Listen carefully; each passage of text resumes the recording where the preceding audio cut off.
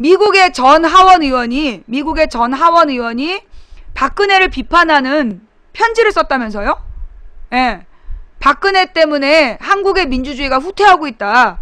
그런 경고 편지를 보냈대요. 예, 그 편지 좀 주소 좀 올려줘 보세요. 함께 읽는 뉴스에 없더라고. 예, 함께 읽는 뉴스에다 좀 올려주실래요? 그 편지? 예, 올라오면 같이 봅시다.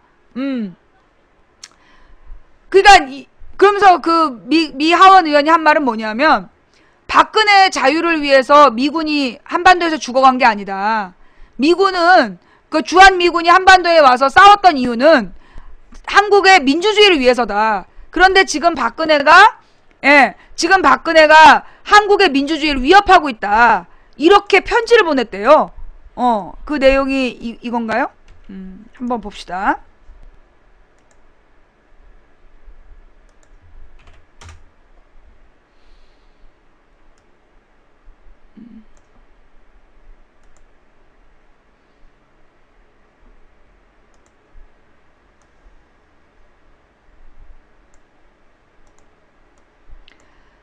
미 전 하원 의원, 박근혜 반민주정책, 미군 희생을 헛되이 하고 있다. 이게 제목이에요. 예, 쿠시니치라는 전 하원 의원이라는데, 미국의 전직 연방 하원 의원이 박근혜 대통령이 각종 반민주 정책으로 민주주의를 파괴하고 있다며 한국의 자유를 수호하기 위해 목숨 바친 미군의 희생을 헛되이 하고 있다고 규탄하는 공개 서한을 보내 주목된다. 데니스 제이 쿠시니치 미 하원 의원은 28일자 허핑턴 포스트에 기고한 공개서한 한국 대통령에게 보내는 공개 편지에서 지난 16년 동안 미국 하원 의원으로 한미 우호 관계를 축하하고 미국에 있는 한인 사회의 깊은 유대 관계를 유지해온 사람으로서 저는 한국 정부의 반민주적인 정책과 미군들이 오래전 한국 전쟁에서 희생했던 것을 헛되이 하는 정책에 대한 우려를 정중하게 표명한다고 썼다. 박근혜 정부의 지난 1년 반 동안의 정책에 대해 쿠시니치 전 의원은 반대 정당에 대한 해산 시도와 정치적 목적으로 국정원을 동원하는 시도, 이게 무슨 얘기냐면요. 여러분 지금 통합진보당을 해산하는 문제, 해산 심판 청구가 들어가 있잖아. 얘네가 지금 이번 이 730 재보선에서 새누리당이 압도적으로 이긴다라고 계산을 한 거야. 그래가지고 이제 이 730 재보선 끝나면 당분간 큰 선거가 없다며, 2년 동안. 그러니까 이제 이 통진당 해산 문제나 이런 것들을 처리할 기세야. 지금 보면 지난주 후반부터 어떤 현상이 나타났냐면 세월호 유가족에 대해서 빨갱이라고 비판하는 글들이 올라오고 있고, 또 이석기 재판을 갑자기 시작하면서 다시 20년 구형을 때리고, 그러면서 지금 분위기를 다시 다시 이제 북풍몰이를 하고 있는 와중인 것 같아. 예. 그러면서 이제 그런데 우리나라 국민들은 사실 지난 여름에 얼마나 놀랬어. 이석기가 진짜 전쟁 준비하는 미친놈인 줄 알고 나도 막 욕을 했잖아. 근데 나중에 법정으로 들어온 그 녹취록에는 전쟁 준비에 대한 내용이 전혀 없었다는 거야. 전쟁을 준비하자 이런 내용이 없었어. 그 다음에 아로라는 걸 만들어서 이렇게 혁명을 꿈꿨다고 얘기를 하는데, 아로란 조직에 실체가 없어. 조직 규약도 없고 강령도 없는 거야. 오로지 누구의 주장? 국정원에서 돈 받고 정보원 노릇했던 사람의 주장인데, 보통 법정에서 주장이 근거를 가지려면 어떻게 일관성이 있어야 돼요. 일관된 주장이어야 돼. 근데 2010년에는 아로라는 조직이 있단 말 안 했던 사람이 13년에 가서 아로라는 주장을 한 거야. 그러니까 이 주장이 일관되지도 않다는 거예요. 그런데 우리 국민들은 이 언내기들이, 언론인 척하는 쓰레기들이 막 떠들어댄 내용을 보고, 아, 이석기는 빨갱이고 통진당도 빨갱이당인가 보다, 이렇게 생각을 했잖아. 그런데 이게 해외에서는 난리가 난 거예요. 정당 해산 심판하고 이석기 재판 문제를 가지고요, 현직 국회의원을 잡아갔잖아. 그 가짜 녹취록을 언론에 흘린 다음에 국민들이 놀란 상황에서 현직 국회의원을 잡아서 구속을 시켰어. 그런데 나온 증거가 가치가 없는 증거야. 그런데 법정에서 1심에서 12년을 때린 거 아니야. 그러니까 전 세계가 발칵 뒤집어진 거예요. 한국이 김대중 노무현 대통령 되면서 민주화된 줄 알았다. 그런데 어떻게 이런 일이 가능하냐. 예. 아, 누가 좌파 빨갱이야. 존경하는 김정일 위원장이라고 썼던 사람들한테 가서 얘기해봐. 뚝 그만 울고님 감사합니다. 예. 즐거움 차차님 뚝 그만 울고님 감사하고요. 예. 그러니까 이제 얘네들이 지금 다시 할머니 할아버지들을 이제 끌어들이려고 또 북풍을 만지작거리는 거야. 북한 바람을 또 이제 불게 해갖고 할머니 할아버지들을 속여보려고 이제 그렇게 지금 또 조작질에 들어간 거야. 근데 여기에 대해서 외국 민주주의자들은 기가 막혀 하는 거예요. 왜냐하면 우리나라는 이게 남북이 분단된 체제이기 때문에 공산주의에 대해서 굉장히 엄격하게 비판적이잖아. 엄격하게 비판적이고 받아들이질 않잖아요. 그런데 다른 나라들은 공산당이 미국을 빼곤 다 있다는 거야. 영국에도 공산당이 있고 공산당이란 당이 다 있는 거예요. 있는데 그 지지를 못 받는 거지. 예. 이 그 공산당이란 당들이 법적으로는 다 그러니까 존재해. 정당으로 존재하지만 국민들의 지지를 안 하는 거야. 그러니까 이 민주주의자들의 특징이 뭐냐? 민주주의의 정신이 뭐냐? 톨레랑스. 너와 나의 차이점, 사상의 차이를 인정한다. 네가 그 공산주의가 좋은 마음대로 해라.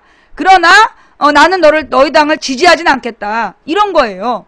그래가지고 그 소위 공산주의 정당 자체가 있는 거에 대해서 민주주의자들은 반대하지 않는 거야. 비판하지 않고. 우리나라와 미국만 공산당이 법적으로 금지되어 있는 거예요.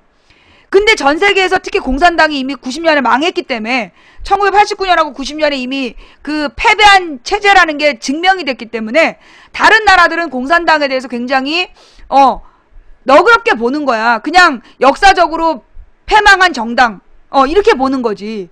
근데 우리나라는 아직까지도 공산당 얘기를 하면서 지금 공산당이 세계적으로 사라지고 심지어 지금 북한도 공산주의를 공식적으로 포기했어. 공산주의를 포기하고 사회주의는 갖고 있지만 공산주의는 아닌 거야. 그러니까 전 세계에서 공산주의는 이미 사라진 정책이라는 거예요. 예. 그리고 지금 전 세계는 어떤 자본주의의 문제점을 공산주의자들의 비판을 받아들여서 개선하는 방향으로 가자. 그래서 혼합경제체제라는 걸 쓴다는 거야. 혼합경제체제라는 게 뭐냐면 생산은 자본주의 방식으로 생산을 해. 각자 자기의 능력에 따라서 열심히 해.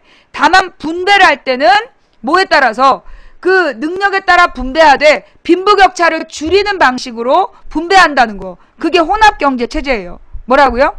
생산은 자본주의적으로 해서 개인의 능력에 따라 최대한 생산해내는 거야. 근데 그걸 분배할 때는 능력에 따라 분배하되 성과에 따라 분배하되 빈부격차를 줄이는 방식으로 가자. 그게 혼합경제체제라는 거예요.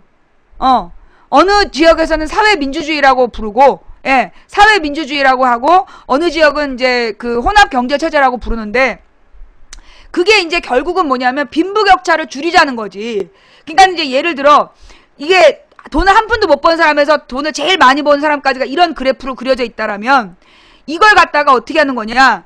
이 사람들의 소득을 절반씩을 세금으로 걷는 거야. 절반 정도씩을 세금으로 다 걷어. 그러면 자기 소득의 절반씩을 내는 거야.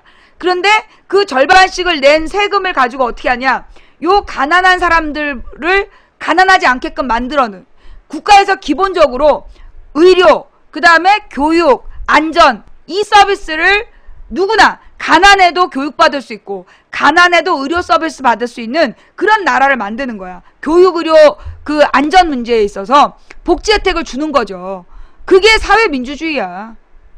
사회민주주의고 혼합경제이고 그렇게 이제 나라를 전 세계가 선진국들이 운영해가고 있는데 우리나라도 그렇게 하려고 했던 게 노무현 때 부동산세, 이게 부동산세 걷고 법인세를 걷고 이랬던 거야. 왜냐하면 이 법인세라는 게 뭐냐. 지금 국가에서 생산된 모든 이익을 대기업이 다 가져가 버리잖아. 그 대기업이 가져간 이득을 30%든 40%든 사회로 토해놔라.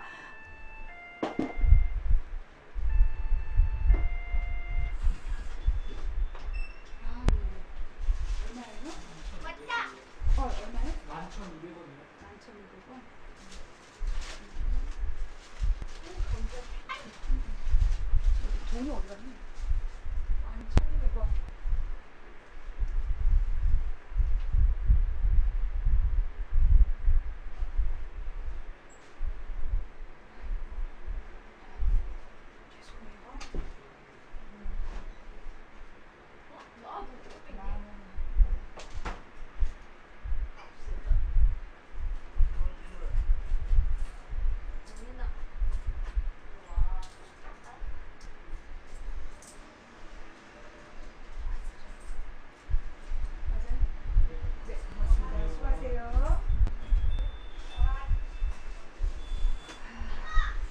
왜? 그래, 잘 먹어. 죄송합니다. 예. 조카를 먹여야 되기 때문에. 예.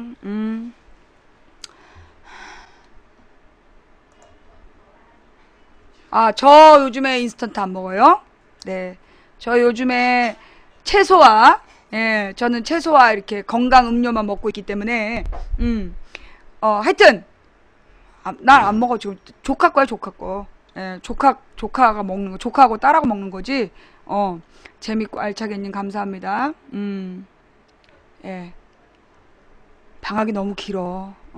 하여튼, 그래서 이게 이제 같이 먹고 사는, 근데 이게 왜 필요하냐? 이걸 갖다가 지금 우리나라의 조중동과 이 부자 언론, 재벌 언론들은 그게 뭐 굉장히 나쁘다라고 얘기를 하는데요. 솔직하게 얘기해서 이렇게 가장 가난한 사람들이 교육, 의료, 복지 혜택을 받게 되면 뭘 하느냐? 남은 돈으로 소비를 해요. 그 소비를 하면서 그 소비를 하면 나라 경제가 또 살아나는 거야. 아니 월급을 받아서 세금 내고 나면 남는 돈이 없다. 그러면 동네 상권이 다 죽는 거예요. 그런데 이 동네 상권을 살리기 위해, 그러니까 동네 상권 살리는 법은 간단해. 월급을 좀 더 올려주면 되는 거야. 그러면 이 사람들이 그 월급으로 뭐 동네 치킨집에 가서 치맥을 한잔 한다든가, 작은 동동구림이라도 하나 산다든가, 그 다음에 뭐 티셔츠라도 하나 동네 옷집에서 산다든가. 그러면 결국 동네 시장이 살아나고, 동네 시장이 살아나면 이 사장님들이 돈을 벌고 그 돈으로 좀 더 고급스러운 물건을 사. 그럼 고급스러운 물건을 파는 사람들도 장사가 돼. 그래서 도미노처럼 살아나는 거야. 이걸 뭐라래요? 소비 증진, 임금 위주, 소비 증진형 경제 부활책이야. 그게 지금 미국이나 일본에서도 굉장히 심도 깊게 고민되고, 그래서 노동자들에게 임금을 올려주자. 이게 아베나 오바마가 주장하는 바예요. 그게 경제 문제를 푸는 유일한 길이라는 거야.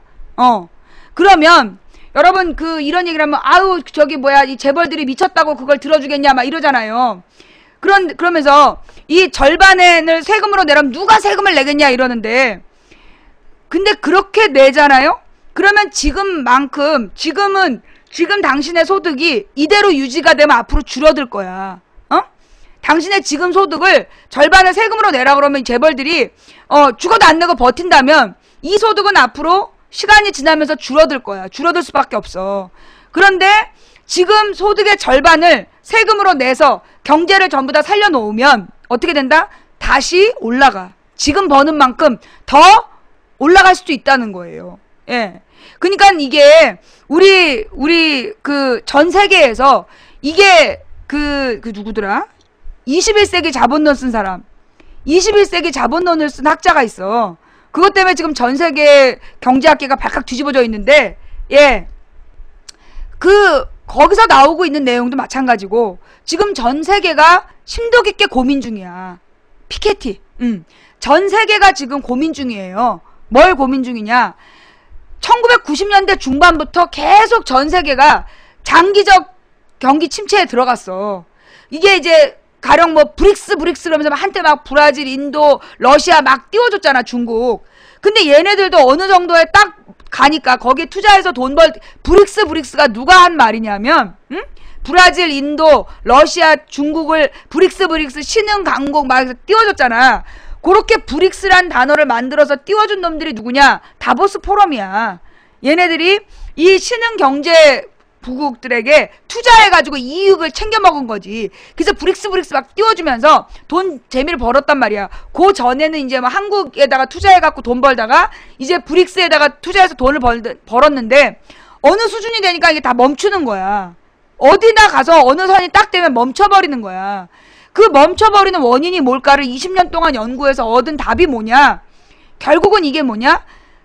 최상위권 금융자본이 아무것도 생산하지 않고 이윤만 쪽쪽 빨아들인 결과, 그 결과 전 세계가 경제 성장이 멈추는 거다.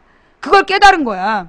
그래서 이제 찾은 답이 2007년 이후로 2007년인가 2008년에 노벨 경제학상을 탄 사람이 있어. 스티그리츠? 아니요, 스티그리츠 아니고 누구지? 폴 크루그만이라는 미국의 경제학자가 노벨 경제학상을 탔어. 근데 이 사람이 주장했던 내용이 뭐냐면, 폴 크루그만이야. 이 사람의 주장이 뭐냐? 이 신자유주의가 매우 위험한 지경에 이르렀다.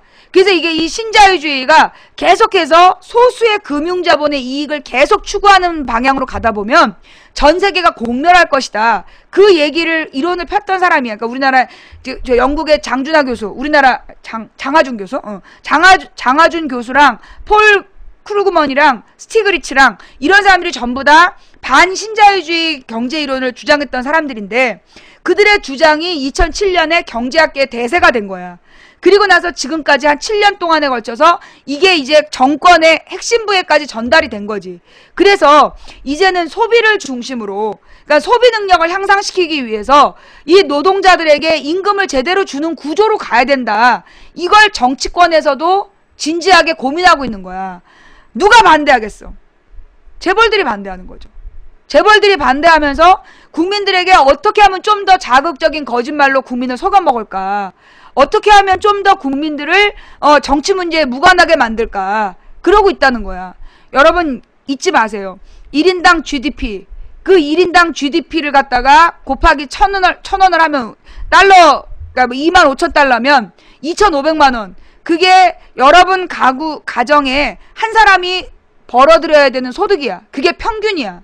여러분이 4인 가족이라면 1억 원이 돼야 되고 5인 가족이면 1억 2,500이 돼야 평균이란 얘기야. 그게 1인당 GDP의 개념이야. 실제로 우리나라에서 1억이면 상류층이잖아, 우리나라. 평균이 아니라 상류잖아. 왜 그런 거야? 왜냐하면 최상위 1%가 국가에서 생산량이 한 30% 혼자 먹어. 그 다음에 2%에서 10%까지 9%가 나머지를 한 30%를 또 먹어. 그리고 그 밑에 상위 20%가 되는 이제 그 밑에 10%죠. 그 밑에 10%가 나머지의 절반을 먹고, 그러면 그리고 남은 건 얼마야? 한 20%밖에 안 돼. 전체 생산량이 GDP의 20%밖에 안 남아. 그걸 80%가 나눠 먹는 거야. 그러다 보니까 국민들이 가난해지는 거예요. 국민이 모두 가난하고 이 가난한 국민들이 세금을 내고 나면 남는 돈이 없고 그래서 골목시장이 죽고 골목시장이 다 죽은 다음에 이제 마트들도 죽는 거야. 마트 매출이 줄어요. 왜 죽느냐? 사람들이 더 이상 마트에 가서 쓸 돈이 없는 거야. 그래서 마트 매출들도 줄어들어가는 거야. 그래서 전 세계가 다 지금 그럼 결국은 나중에 지금 대기업들도 심각한 문제가 텔레비전이 안 팔린대.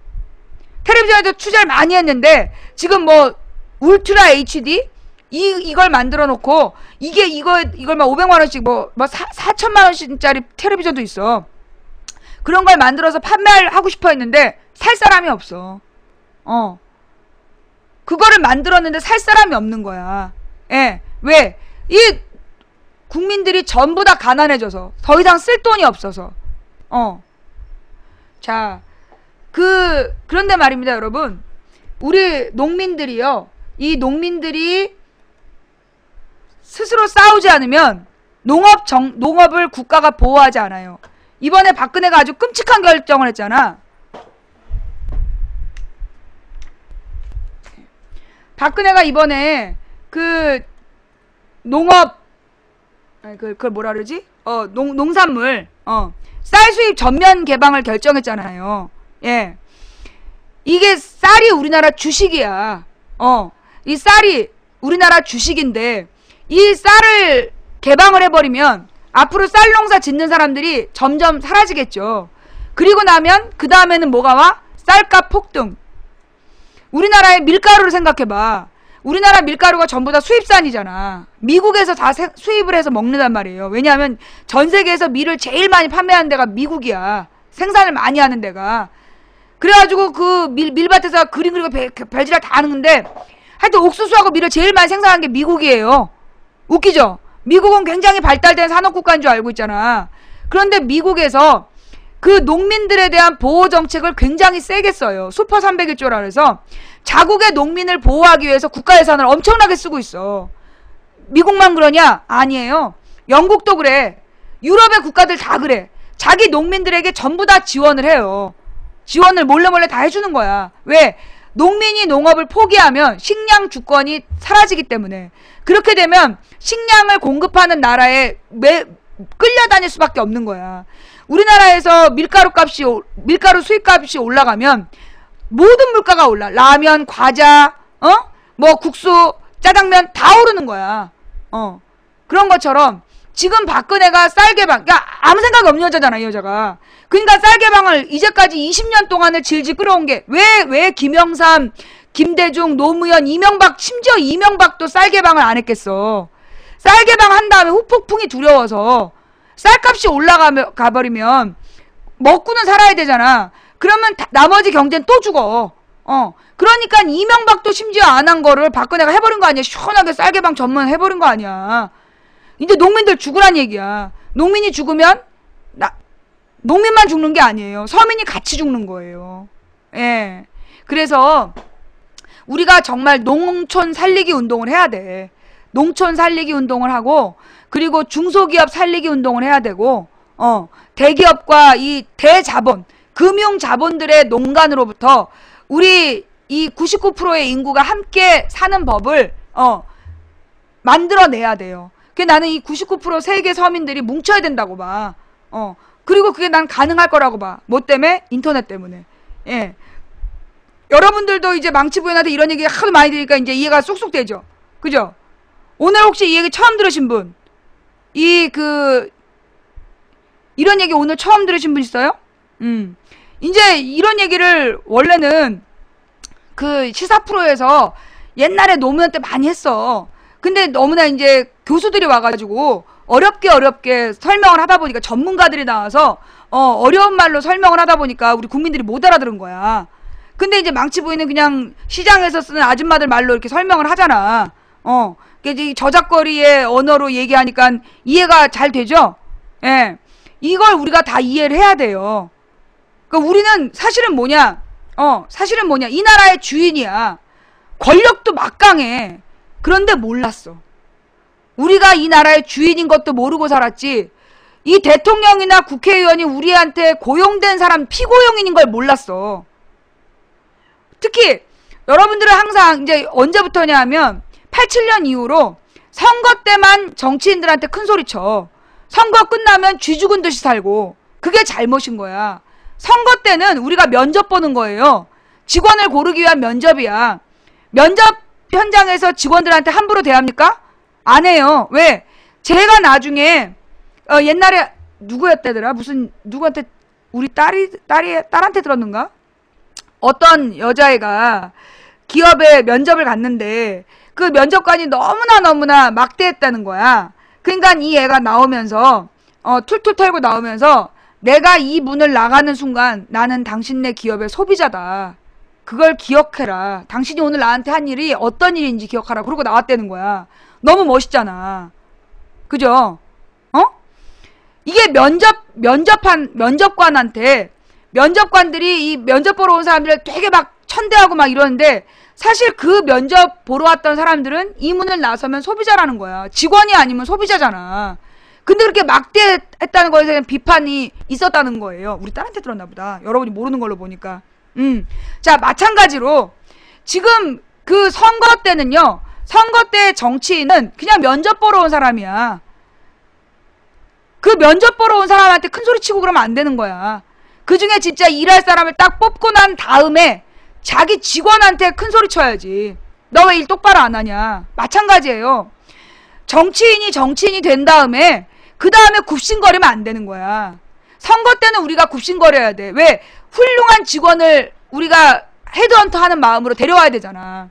괜찮은 사람 출마시키고 괜찮은 사람이 일할 수 있는 나라가 되도록 선거 때는 국민들이 굽신거려 줘야 돼. 선거 딱 끝나면 너 우리한테 고액 연봉 받잖아. 고액 연봉에 정치는 다 고액 연봉자야. 그 국민 세금으로 고액 연봉을 주면서 그때부터는 정말 큰 소리 치면서 당당해야 되는 거죠. 이게 감히 대통령한테 반말이냐? 아이 왜들 이러실까? 노무현한테는 육실할 놈이라고 그러신 분들이 우리가 박근혜한테 육실하려면 그래요? 그러면 안 하잖아요. 근데 너네님들이 어떻게 했어요? 너님들이 옛날에 노무현 대통령 때 노가리 새끼 뭐 이러면서 육실할 놈 그랬잖아. 그래놓고 감히 대통령한테 귀태라니. 내가 볼 때는 그렇게 고급 말을 써준 게 문제야. 육실RX 했어야 됐어. 그래야 이것들이 정신 차려. 지네들은 노무현 대통령을 대통령으로 인정했어? 국회의원이라는 새끼가 국회에서 노무현 2가 이렇게 불렀던 새끼들이 어디다 대고 대우를 해달래. 나는 솔직히 노무현 대통령한테 그렇게 하는 걸 보기 전까지는 대통령한테 그러면 안 되는 줄 알았어. 그런데 이 한나라당 애들이 박근혜와 그 일당들이 노무현한테 하는 걸 보고 아 저래도 되는구나. 그래서 내가 그들을 이명박 박근혜한테 그렇게 하는 거야. 나는 원래 옛날에 노태우나 김영삼 때도 그렇게 하면 안 되는 줄 알고 못했었어. 근데 저기 너네가 노무현 대통령한테 하는 거 보고 배웠잖아. 아 이렇게 해도 되는 거구나. 우리가 박근혜한테 하는 건 니네가 노무현한테 한 거 똑같이 돌려주는 거야. 알았어? 여러분도요 정신 차리세요. 대통령한테 그렇게 나쁜 짓 하면 안 돼요. 아닙니다. 대통령은 5년 계약직 5년 계약직 직원이에요. 공복이란 말 있잖아. 공복. 그 공복할 때 복자가 노비복자야. 노비복자. 공공의 노비. 그러니까 대통령도 국회의원도 얘네들은 우리의 노비예요. 그러면 노비는 노비답게 주인을 섬겨야 되는데 이 새끼들이 지네 이익만 챙기지 주인을 안 섬겨. 그러면 어떻게 해야 돼요? 멍석말을 해야지. 나라의 주인이라는 걸 잊지 마세요. 그리고 대통령이 존재하는 이유, 국민이 존재하는 이유가 뭐냐? 국민을 먹여 살리라고 있는 거예요. 나라의 주인이 우리야. 아니 주인이 우리가 만약에 가게 점포 주인이다. 그럼 이 가게 운영 왜 하는 거야? 먹고 살라고 하는 거지. 나라가 존재하는 이유가 뭐야? 주인이 먹고 살기 위해서야. 국민이 먹고 살기 위해서 나라가 있는 거야. 정부는 국민을 먹여 살려야 될 의무가 있는 거예요. 근데 우리나라엔 이런 말이 있어. 가난은 나라님도 구제 못한다. 그런 얘기 들어봤죠? 가난은 나라님도 구제 못한다는 얘기 들어봤죠? 그거 쌩 거짓말이야.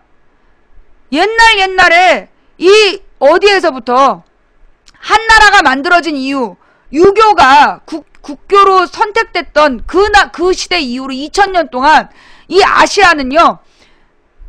왕이 임금의 역할이 뭐냐? 국민을 먹여 살리는 거야. 우리만 몰랐어. 우리 국민들이 그걸 모른 거야. 원래 왕의 임무가 뭐냐? 왕이 하늘로부터 받은 임무가 국민을 먹여 살리는 거야. 그런 것처럼 지금 그때는 왕도 그랬어. 근데 지금은 민주주의 국가의 계약직 공무원들이야. 계약직 공무원들이 해야 되는 건 뭐냐? 국민을 먹여 살리는 거야. 그러면 국민을 먹여 살리는 법이 뭐? 지금 온 국민이 가난한 이유가 뭐야? 대기업 재벌들이 모든 이익을 쪽쪽 빨아먹어서 지네들이 완전히 황제처럼 살기 위해서 모든 이익을 독점하기 때문이야. 그러면 정부가 해야 될 일은 뭐야? 대기업으로부터 세금을 걷어서 국민을 먹여 살리는 게 정부의 역할이야. 근데 박근혜 정부의 최경환 안 하겠다고 선언했어. 국민의 모든 이익을 쪽쪽 빨아먹고 있는 대기업에게 굽신굽신거리면서 절대 법인세 안 올리겠다고 확답했다니까? 그러면 얘는 누구의 노비야? 재벌의 노비야. 국민을 먹여 살려야 될 놈들이 지금 재벌을 위해서 헌신하겠다고 맹세를 한 거야. 그런 놈은 잘라야죠. 근데 이게 자꾸만 장관들 그런 애들 갖다 앉혀놓는 게 박근혜야.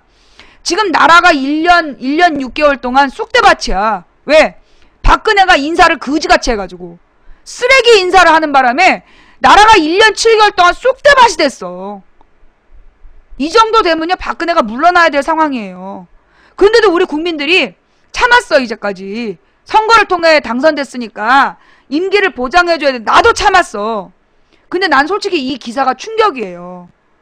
미국의 하원 의원이, 전 미 하원 의원, 박근혜 반민주정책, 미군 희생을 헛되이 했다. 심지어 외국 정치인이, 여러분 이거는 외교적으로요, 이런 일은 드물어요. 이게 박정희 전두환 때는 이런 일이 많았어. 박정희 전두환 때는 미국인 정치인들이 박정희 전두환 비판을 많이 했거든. 근데 이거는 진짜 박근혜 이런 행동에 대해서 미국에서 이런 비판은요, 이거 진짜 26년 만에 있는 일이야. 26년 만에 처음 있는 일이야. 예. 자, 미국의 전직 연방 하원 의원이 박근혜 대통령의 각종 반민주 정책으로 민주주의를 파괴하고 있다며 한국의 자유를 수호하기 위해 목숨 바친 미군의 희생을 헛되이 하고 있다고 규탄하는 공개 서한을 보내서 주목되고 있다. 데니스 제이 쿠시니치 미 하원 의원은 1997년부터 2013년까지 그러니까 한 16년, 17년 정도를 의회에 있었네요. 28일자 허핑턴 포스트에 기고한 공개서한 한국 대통령에게 보내는 공개 편지에서 지난 16년 동안 미국의 하원 의원으로 한미 우호 관계를 축하하고 미국에 있는 한인 사회에 깊은 유대 관계를 유지해온 사람으로서 저는 한국 정부의 반민주적인 정책과 미군들이 오래전 한국전쟁에서 희생했던 것을 헛되이 하는 정책에 대한 우려를 정중하게 표명한다고 썼다. 박근혜 정부의 지난 1년 반 동안의 정책에 대해 쿠시니치 전 의원은 반대 정당에 대한 해산 시도, 이게 지금 통진당 반대했다고 비판하는 거야, 미국 의원이. 그 다음에 정치적 목적으로 국정원을 동원하는 시도. 지금도 국정원 동원해갖고 특별법 반대 댓글 쓰고 있는 거 아니야. 정부 행정에 동의하지 않는 한국의 모두를 불충하다고 낙인 찍으려는 시도. 민간인에 대한 불법 사찰 행위. 당신의 정책에 정당하게 의문을 갖는 사람들을 냉전적 수사, 즉 종북 세력이다, 이런 걸로 공격하는 행위. 국가의 소셜미디어를 포함해 공식적 자원을 활용해 선거 결과에 영향을 미치려는 행위로 규정했다. 다 안다는 얘기야, 제대로. 미국 정치인이 다 안다는 거야, 이 박근혜 정부의 문제점을. 우리 할머니, 할아버지들만 모르지 미국 정치인도 다 아는 거예요. 쿠시니치 전 의원은 이를 두고 당신이 과연 민주적 가치라는 약속을 지킬 수 있을지에 대한 정당한 의문을 제기하게 될 것이라고 비판했다. 28일 이석기 통진당 의원에게 내란 의무 혐의로 20년 구형이 내려진 것 관련해 쿠시니치 전 의원은 정치적 견해가 많이 다른 정부를 비판할 때 닥칠 수 있는 개인적, 정치적 위험을 너무나도 잘 알고 있는 미국 하원 의원들이 주목하게 될 것이라고 지적했다. 오픈 레터 투 더 코리안 프레지던트 60일 2월즈 애프터 아미스티스 디마크라시 이즈 데모크라시 이즈 뭐 비탈길 된 에버, 뭔 얘기인지 모르겠는데 아마도 61년 후에, 그러니까는 이 아미스트리스, 이건 무슨 얘기야? 근데 미군이 이게 미군의 희생이 있었던 61년 이후에 이 한국 대통령한테 오픈 레터를 보냈다, 이런 얘기지. 디마크라시, 그러니까는 민주주의가 더 비탈되네버, 뭐라는 거야. 아이씨, 뭐 좌우지간 이랬다는 거야. 무엇보다 지난 27일 한국전쟁 휴전, 휴전이란 뜻이구나. 휴전 61주년을 맞아 쿠시니치 전 의원은 한국에서 자신의 목숨을 바친 33,686명과 전쟁 중 실종된 8,176명의 미군들이 당신의 정부 아래서 자유를 파괴하는 귀하 자신의 자유를 지켜주기 위한 희생이 아니기를 바란다고 정면 비판했다. 어휴, 되게 센데? 이거 굉장히 외교적으로 큰 문제 아니에요? 휴전 61주년을 맞아서 이 사람이 누군지 좀 조사를 해봐야 되겠어. 한국에서 자신의 목숨을 바친 수만 명의 미군들이 당신의 정부 아래서 자유를 파괴하는 당신 자신, 즉 박근혜 자신의 자유를 지켜주기 위한 희생이 아니기를 바란다 라고 정면 비판했다. 이에 따라 쿠시니치 전 의원은 오늘날 세계에는 늘 서로 관심사들이 교차점에 있다며 당신의 정책을 염려하는 미 의회 구성원으로서 당신이 민주주의의 원칙과 자치, 권력 분립, 인권을 약화시키는 모든 행위를 중단함으로써 당신의 정책 방향을 맞게 수정하는 것이 필요할 것임을 아마도 알게 될 것이라고 조언했다.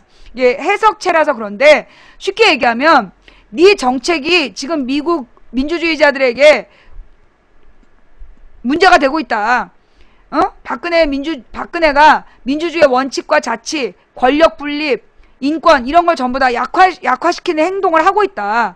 그러니 그런 행동을 중단해서 너의 정책 방향을 올바른 방향으로 수정해라. 그게 필요하다. 이렇게 이제 조언을 했다는 얘기죠. 쿠시니치 전 의원은 미국이 한국을 위해 싸웠던 그 가치들을 지켜나가겠다는 당신의 의지를 온 세계가 함께 경축할 수 있는 기회를 달라. 멋있게 표현했지만 한마디로 민주주의를 위협하지 마라. 쿠시니치 전 의원은 오하이오주에서 지난 97년부터 2013년까지 민주당 연방 하원 의원을 지냈다. 허핑턴 포스트 기고문 번역은 뉴스 번역 전문 사이트 뉴스프로의 원문 번역을 참고했다. 그러니까 미국의 민주당 의원이면 한마디로 미국의 여당 의원이네. 예, 미국의 여당 의원이 미국의 여당 의원 출신이 굉장히 강한 어조로 박근혜 정부를 비판했다는 거야. 예. 이거 할머니 할아버지들도 이걸 아셔야 돼요. 예. 이게 지금 우리 할머니 할아버지들은 막 주한 미군이 최고인 줄 알잖아. 한국 대통령보다 미군을 더 중요하게 생각하잖아. 근데 지금 이 신문은, 이 기사는, 이 편지는 주한 미군의 희생을 헛되이 하고 있다고 비판하고 있어요. 굉장히 무서운 얘기야 이거. 예. 요거 이 할머니 할아버지들에게 이 기사를 알려야 돼. 이건 내가 볼 때는요. 그러니까 이제 미국의 정치 세력이 박근혜한테 경고를 보내는 거라고 봐. 그지? 지금 이제 이게 미국에서 날아온 박근혜 시대는 끝났다란 사인인 것 같아. 그치?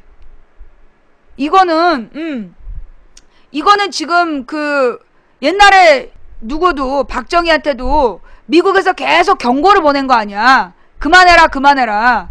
근데 박정희가 계속 그 경고를 무시하니까 결국 그 중앙정보부에 의해서 제거된 거 아니야. 중앙정보국이 CIA잖아요. 김재규가 한국 CIA 지부장이었잖아. 한국 CIA 지부장에 의해서 제거당한 거라고 박정희가. 근데 그러니까 이게 지금 이 박근혜 정치가 굉장히 심각한 방향으로 가고 있다라는 거를 미국이 경고하고 있는 거야. 너네 그러지 말아라. 그러지 말아라라고 지금 얘기하고 있는 거야. 예. 지금 우리 국민들이요. 너무 이제 착했던 거지. 근데 있잖아요. 1년 반이면 지금 박근혜가 당선된 게 2012년 12월이야. 2012년 12월부터 14년 7월까지 우리는 기회를 무려 1년 7개월 동안 준 거예요. 근데 그 1년 7개월이면 한마디로 이제 10 몇 개월이야. 19개월이잖아. 대통령 임기가 총 60개월이야. 대통령 임기가 총 60개월인데 60개월 중에 19개월을 우리는 기다려온 거예요. 그러면 3분의 1이야. 3분의 1. 응? 3분의 1이라는 기간 동안 박근혜가 보여준 모습은 정치? 없어. 정치라는 게 뭐야? 여당 야당이 합의해서 국민을 먹여 살리는 게 정치야. 근데 이제까지 박근혜가 보여준 거는 맨 첫 달인가 둘째 달인가 나와갖고 막 삿대질하면서 야당이 발목을 잡아서 미안하다고 막 그랬잖아. 그렇게 시작해서 지금 말도 안 되는 개판 쓰레기 인사로 국정을 농락하고 지금 박근혜 정부의 장관들을 보고 어떤 국민이 열심히 살고 싶겠어. 와 씨발 지네들은 군대에 있으면서 학위 다 따고 온갖 특혜를 누리고 세금도 안 내고 부동산 투기하고 이제 내가 볼 때는요. 국민들이 박근혜 정치 그만하라고 얘기해야 될 때가 왔다고 봐요. 예. 박근혜가 지금 임기의 3분의 1을 보냈는데 너무 무능한 모습이었어. 너무 무능하고 불통이고 지난 6.4 지방선거 앞에는 한 번만 살려주세요 막 눈물로 호소하더니 딱 6.4 지방선거 끝난 다음에 태도가 180도 변했잖아. 유가족한테 큰 소리 치고 막말하고 개막장처럼 굴고 있잖아. 이번 730 재보선 지네가 이긴다라고 계산했다는 거야. 그때 이 6.4 지방선거에서 국민들은 또 한 번 실수를 한 거예요. 이제 이 국민들이 박근혜한테 너는 이제 대통령 자격이 없다, 대통령으로 인정할 수 없다라는 선언을 해야 될 때야. 예. 지금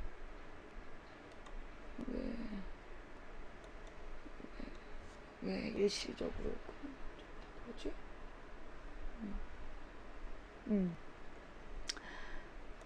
박근혜가 보여주고 있는 모습은요, 이게 우리나라의 좌파들 이래왔잖아. 이제까지 박근혜를 비판하면 좌파 빨갱이라 그랬잖아. 이제까지 망치 부인을 비롯해서 국민들이 박근혜를 비판하면 종북 좌파 세력이라 그랬잖아. 그러면 저 사람도 종북 좌파야? 미국 연방 의원이, 미연방 하원 의원이 종북 좌파야? 미국의 여당 의원이야. 여당 출신 의원이 저렇게 얘기했다는 거예요. 이거 굉장히 심각한 문제. 미국도 이제 박근혜한테 경고한다는 얘기야. 이제 우리 국민들이요, 박근혜를 비판하면 종북 좌파다? 이거는 말이 안 되는 거야. 이제 박근혜는 너무나 무능함을 보여줬어. 그동안 박근혜가 1년 19개월 동안 보여준 모습은 무능의 극치, 무지의 극치. 지금 박근혜에게 가장 관심이 가는 부분은 뭐야? 박근혜에게 묻고 있는 거 딱 한마디. 4월 16일날 7시간 동안 어디서 뭐 했냐? 국민 304명이 단일 사고로 죽어가는 그 순간에 어디서 뭐 했냐야. 평상시에 그 근무를 어떻게 한다는 거야? 대통령의 1분 1초는요. 옛날에 노무현 대통령하고 김대중 대통령은 너무너무 바빠가지고 정말 초단위까지 끊어서 일을 했다는 거야. 그만큼 대통령은 바쁜 거예요. 너무너무 바쁜 거야. 그리고 김대중 대통령이 너무 나이가 많아가지고 그 일정을 소화하는 게 그렇게 힘들었대잖아. 그만큼 바쁘고 힘든 일이야. 노무현 대통령도요, 대통령 1년인가 2년 하고 나가지고 이 안질이 너무 심해서 이 아침마다 이 눈에 그 눈곱이 가득가득 낀 거야. 그게 안질이 너무 심해서. 근데 이게 스트레스 때문인 거야. 눈을 계속 쓰고 스트레스를 너무 받으니까 쉴 틈이 없이 과로를 하니까, 그래서 이 눈이 망가진 거야. 그리고 이제 거기에다가 이 눈을 계속 찌르는 거야, 눈썹이. 그래가지고 쌍꺼풀 수술을 한 거예요. 근데 그걸 갖다 미용 때문에 했다고 그 지랄을 했던 거 아니야. 그만큼 대통령은요, 경무에 시달리는 거야. 경무에. 그 힘든 경무에 시달리고 정말 1분 1초 1분의 초 단위로 끊어서 일을 한다고. 그런데 7시간 동안 어디서 뭐 했는지 밝히지를 못하는 이유가 뭐냐고. 대통령이 7시간이나 나 국가의 비상사태가 터졌는데, 정말 그날 아침은요, 여러분, 그날 아침 국가안보회의, 즉 NSC 실무회의 중이었어요. 그런데 그 실무회의 중에 국가 비상사태가 발생했어. 그런데 그 국가 비상사태 회의한다고 보고를 못했대잖아. 이게 무슨 얘기인 줄 알아요? 여러분, 7시간이면 전쟁이 끝날 시간이야. 지금 현대전은 7시간이면 서울이 쑥대밭이 된 다음이라고. 만약에 전쟁이 일어났다면 서울이 쑥대밭이 되는 시간이야. 7시간이면. 그런데 그 시간 동안에 국가안보회의는 회의한답시고 보고를 안 받아서 국가 비상사태를. 대통령은 7시간 동안 어디서 뭘 했는지 아직까지 떳떳하게 밝히지를 못해. 거기에다가 지금 이 국정원이 소유주인 것 같다라는 항해사들의 증언까지 나왔어. 그거 어딨더라? 항해사들이 이번에 이제 그 국정원 문건 어딨더라? 내가 어디서 봤는데.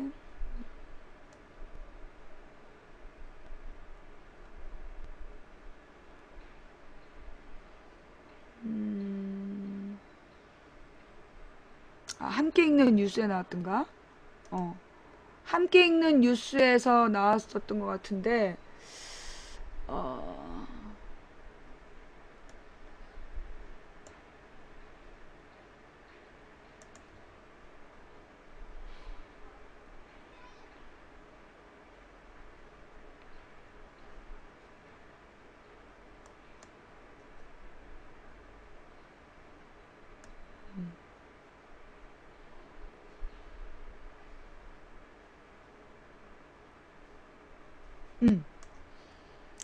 항해사들이 말하기를 문건이 사실이라면 세월호 오너는 국정원이다. 예. 이 기사 한번 보세요. 그러니까 이 항해사들이 이렇게 세세한 지시를 내렸다라면 이거는 그러면 실소유주가 국정원일 수도 있다라고 항해사들이 봤단 얘기야. 그만큼 지금 상황이 지금 심각하고요. 그 다음에 이제 이 세월호 국정원 개입설 왜 점점 커지나, 부인하거나 발뺌하거나 숨길수록 국정원에 대한 불만이 커지고 있다. 이거 한번 들어봅시다. 기자 수첩으로 갑니다. 권영철 기자 오셨습니다. 어서 오십시오. 안녕하십니까. 네, Y뉴스. 오늘은 어떤 주제인가요? 세월호와 국정원의 관계와 관련된 얘기입니다. 세월호에서 나온 업무용 노트북을 복원하는 과정에서 국정원 지적 사항이라는 문건이 발견이 됐습니다. 예. 이거를 두고 지금 국정원이 세월호의 실소유주가 아니냐, 국정원은 전혀 사실무근이다, 이런 논란이 계속 빚어지고 있습니다. 예. 그래서 오마이뉴스에서는 세월호 국정원 개입설 왜 점점 커지나 이렇게 주제를 정해봤습니다. 예, 국정원 지적 사항이라는 것이 이제 세월호의 일상적인 업무용 노트북에서 있었다는 얘기인데, 네. 그럼 이게 실체가 뭔가요? 세월호가 침몰한 지 한 2달여가 지난 6월 24일에 침몰해 있는 세월호 선내에서 노트북이 발견이 됐습니다. 예. 세월호 가족 대책위원회는 곧바로 노트북에 대해서 법원에 증거 보존 신청을 했고, 법원에서 이를 받아들인 뒤에 데이터 복원 전문 업체를 지정해서 노트북의 내용을 복원하도록 했습니다. 예. 그게 복원된 게 지난 금요일 25일인 겁니다. 노트북에 저장된 그 파일 중에 국정원 지적 사항이라는 그 이름의 파일이 있었고요. 예. 그 파일을 열어보니까 2013년, 지난해 2월 27일에 작성된 선내 여객구역 작업 예정사항, 국정원 지적사항이라는 제목의 문건이 확인된 겁니다. 그럼 거기에 어떤 내용이 있었습니까?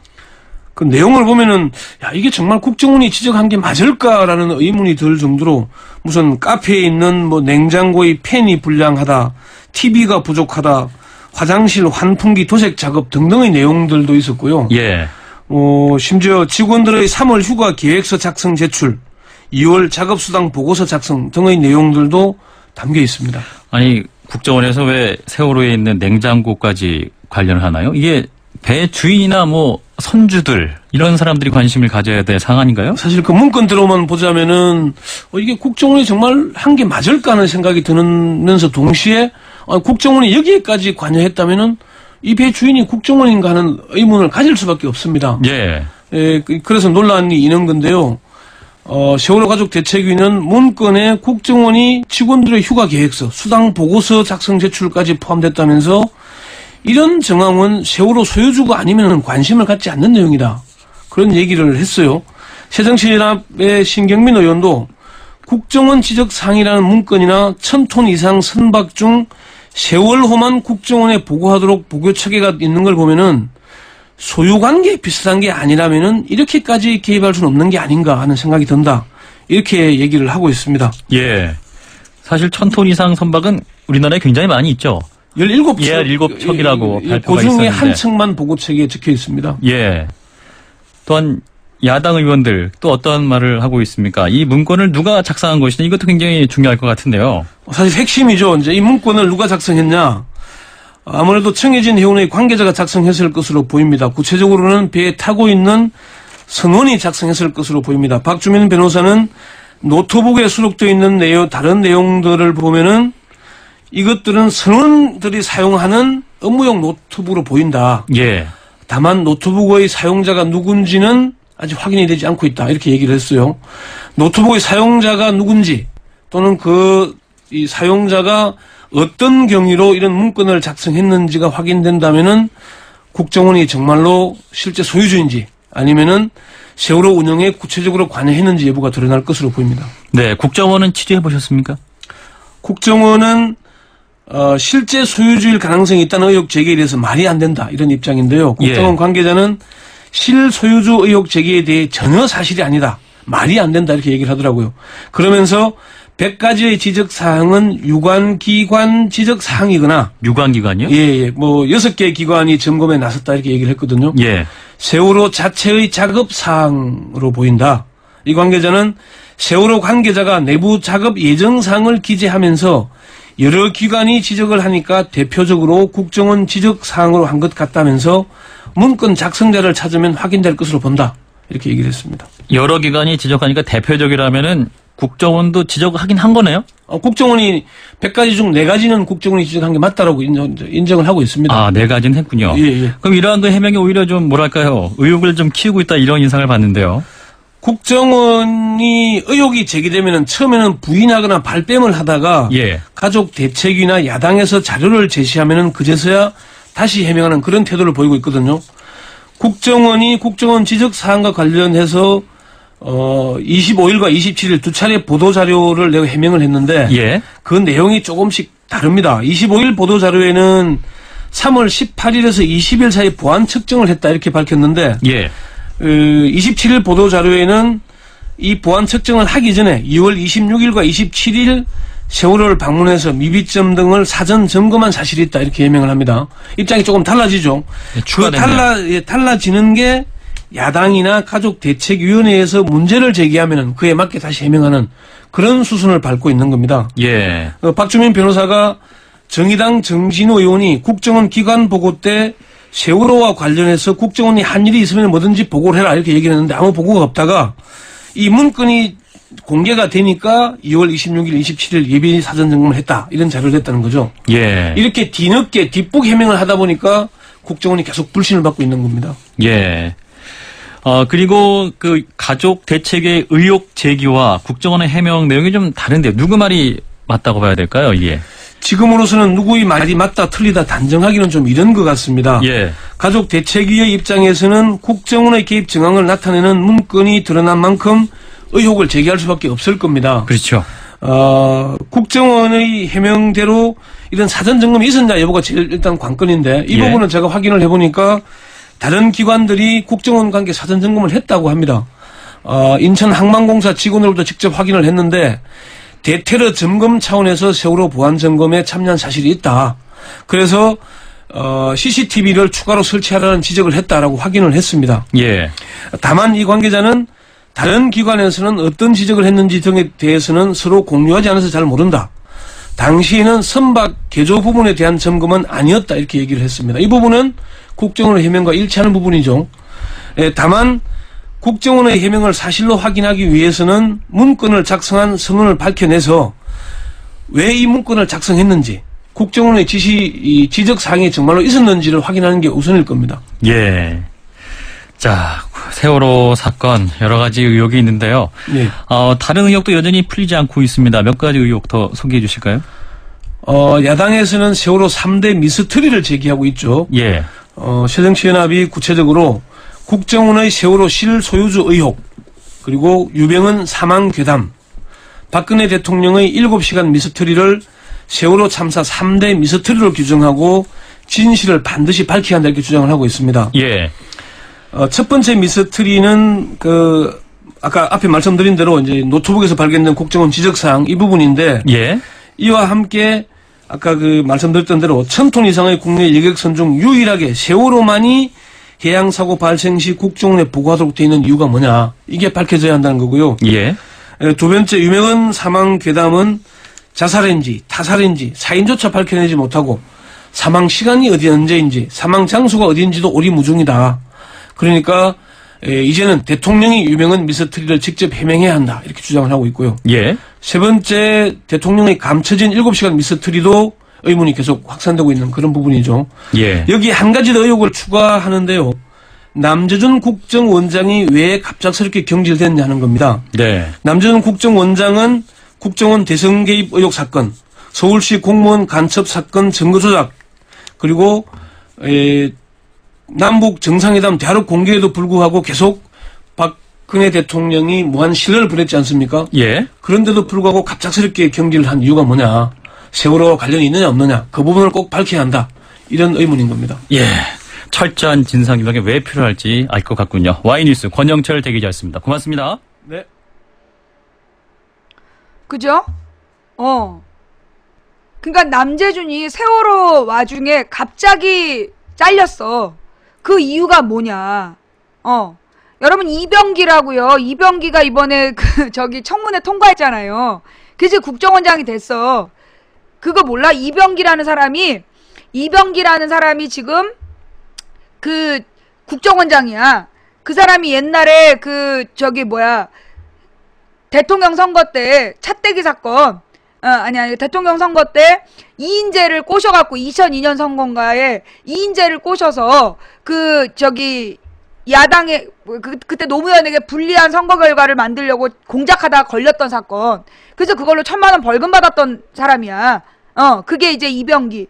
그 이병기가 일본에 대사관으로 가 있다가 지금 박근혜 정부의 국정원장이 됐는데, 얘가 지난번에 또 천막 쇼할 때, 천막 당사, 옛날에 이회창 때문에 완전히 차떼기 사건으로 한나라당이 위기에 몰려있을 때, 그때 천막 당사 쇼를 기획했던 사람이래잖아. 조작과 공작의 달인이야. 예. 캣맘님 또 감사합니다. 조작과 공작의 달인 이병기가 지금 국정원장이 된 이유가 뭐냐면, 남재준이 잘렸기 때문이라는 거죠. 남재준이 지금, 국정원장을 경질됐기 때문에, 그래서 지금 이병기가 국정원장을 하고 있는 거예요. 근데 갑자기 이 남재준이 잘린 이유가 뭐냐? 경질된 이유가 뭐냐? 그거를 지금 묻고 있다는 거죠. 일단 국정원 문건 미스테리, 그 다음에 유병헌 사망 미스테리, 그리고 대통령의 7시간 미스테리가 지금 밝혀져야 될 내용이다. 자, 그런데 말입니다, 여러분. 또 이런 뉴스가 나왔어요. 유병헌으로 추정된 변사체를 감식한 경찰 관계자가 유병헌 아니다라고 말했답니다. 예. 비니미니 바비 브라우니님 감사합니다. 예. 유병헌 전 세무그룹 회장으로 밝혀진 변사체와 관련해 유병헌이 아니다라는 경찰 관계자 증언을 확보했다며 변사체 진위에 대해 의혹을 제기했다. 박범계 원내대변인 이날 오전 국회 브리핑을 통해 제보받은 내용이라면서 7월 21일인지 2일, 그러니까 21일 혹은 22일 새벽인지 정확하지 않지만 국가수 요원 3, 4명이 순천 장례식장을 왔고 그 변사체를 감식했다. 그 자리에 순천경찰서와 전남도경 관계자가 입회를 했다며 그 경찰 관계자는 외관상 유병헌이 아니라고 자신한다고 말했다고 전했다. 무슨 얘기냐면 어떤 사람이 이 박범계 의원, 그러니까 새정치민주연합에다 제보를 한 거야. 21일인지 22일 새벽에 국가수 요원 3, 4명이 순천 장례식장에 찾아왔고 그 자리에 이 순천경찰서와 전남도경 관계자가 입회를 했는데 이 경찰 관계자는 외관상 유병헌이 아니라고 자신한다고 말했다고 전했다. 이어 해당 경찰 관계자의 증언에 대해 국민일보 기자, CBS 기자, 다른 2명의 통신사 기자 등 총 4명의 기자가 듣거나 봐서 알고 있는 정황이라고 덧붙였다. 가장 지문 채취를 하기에 적합한 성한 손가락은 왼손가락이었는데 거기서도 이미 2차례에 걸쳐 융선 확보에 실패했다며 그런데 그로부터 한 달이 지난 7월 22일 국과수가 오른쪽 손가락에서 지문 채취를 성공했다고 한다고 지적했다. 또한 일반적으로 변사체이기 때문에 이 사람의 지문 채취를 시도하고 DNA 검사를 시도하는 것은 이해가 되지만 전혀 유병헌과 관련성을 의심조차 하지 않았는데 무려 40일 이상 지난 어느 날 갑자기 왜 유병헌으로 연관시켰고 유병헌이 머물렀던 송치제에서 채취한 유병헌의 DNA와 이 변사체의 DNA를 대조해 볼 생각을 했느냐, 이 부분에 대한 설명이 없다고 의혹을 제기했다. 그러면서 이 2가지 의문, 지문 채취에 대한 정황과 왜 누가 언제 유병헌과 연관성을 의심해서 변사체와 유병헌과의 DNA 대조를 했는지 수수께끼가 풀리지 않는다라고 강조했다. 예. 네 조국이 어디야? 그냥 믿어! 유병원이 내 시체 맞다고 조선일보에 쓴 거 못 봤어? 그냥 믿어! 의혹이 있지만 믿어야지! 안 그러면 너 정부 빨갱이 되는 거 몰라? 어떻게 정부 발표를 안 믿어? 네 조국이 어디야? 하여간 이 유병원 시신에 대해서는 계속되는 미스터리가 있대요. 계속되는 지금 미스터리가 있는데, 또 있어, 또. 이거 말고 또 있던데.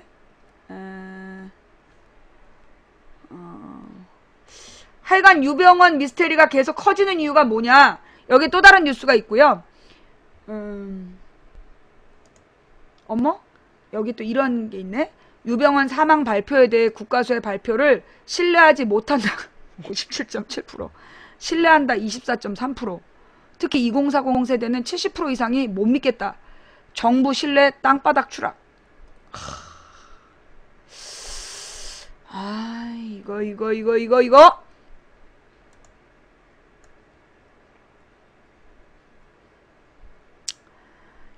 리얼미터 여론조사 결과 국가수의 유병원 사망 발표에 대해 국민 절반 이상이 신뢰하지 않는 것으로 나타났다. 특히 2040 세대는 70% 이상이 못 믿겠다고 답해 대정부 불신이 위험 수위를 넘어선 것으로 나타났다. 음모론이 대세라는 말이 세간에 떠돌 정도로 정부 신뢰가 땅바닥에 떨어진 양상이다. 리얼미터에 따르면 국가수가 유병원 사망 관련 발표를 한 지 25일, 지난 25일에 성인 500명을 대상으로 조사한 결과 국가수 발표를 신뢰하지 못한다는 응답이 57.7%를 기록하며 전체 국민 중 절반 이상이 불신을 나타냈다. 반면에 국가수의 발표를 신뢰한다는 의견은 4명 중 1명꼴인 24.3%에 그쳤고 모름 무응답이 18%였다. 연령별로 보면 2040 세대 대정부 불신이 극에 달한 것으로 나타났다. 30대, 20대, 40대에서 신뢰하지 못한다는 의견이 77.8, 75.1, 72%로 매우 높게 나타났다. 50대의 경우도 신뢰 못한다가 39.8%로 상대적으로 낮았지만 신뢰한다는 응답보다는 높았다. 60세 이상의 연령층에서만 신뢰한다는 의견이 42.2%로 신뢰하지 못한다보다 높게 나타났다. 성별로는 여성의 불신 의견이 62.3, 남성보다 더 높았다. 지지 정당별로 보면 새정치민주연합 지지층 75.4, 통진당 지지층 62.1%가 국가수 발표를 신뢰하지 못한다고 응답한 반면 새누리 지지층은 신뢰한다는 응답이 41.3%로 신뢰하지 않는다보다 소폭 높게 나타났다. 새누리당 지지자도 신뢰하지 못한다가 35.7%네. 직업별로 보면 학생, 사무직 종사자에서 신뢰하지 못한다는 응답이 각각 68, 66.8로 매우 높았고 이어 가정주부, 자영업, 노동자 순이었다. 이번 조사는 휴대전화와 유선 RDD 자동응답 방식으로 진행했다.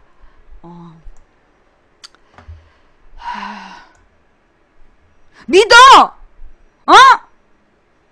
합리적 의혹을 제기하면 정부 빨갱이 되는 세상인 거 몰라? 정부 발표를 어떻게 안 믿을 수 있어? 너의 조국이 어디야? 이게 국민을 속일 수 없다는 거예요. 이거는 내가 볼 때 이번 그 유병원 시신쇼가 국민의 마지막 뚜껑을 열은 것 같아. 그치? 사랑처럼님 감사하고요. 옷장수님 감사합니다.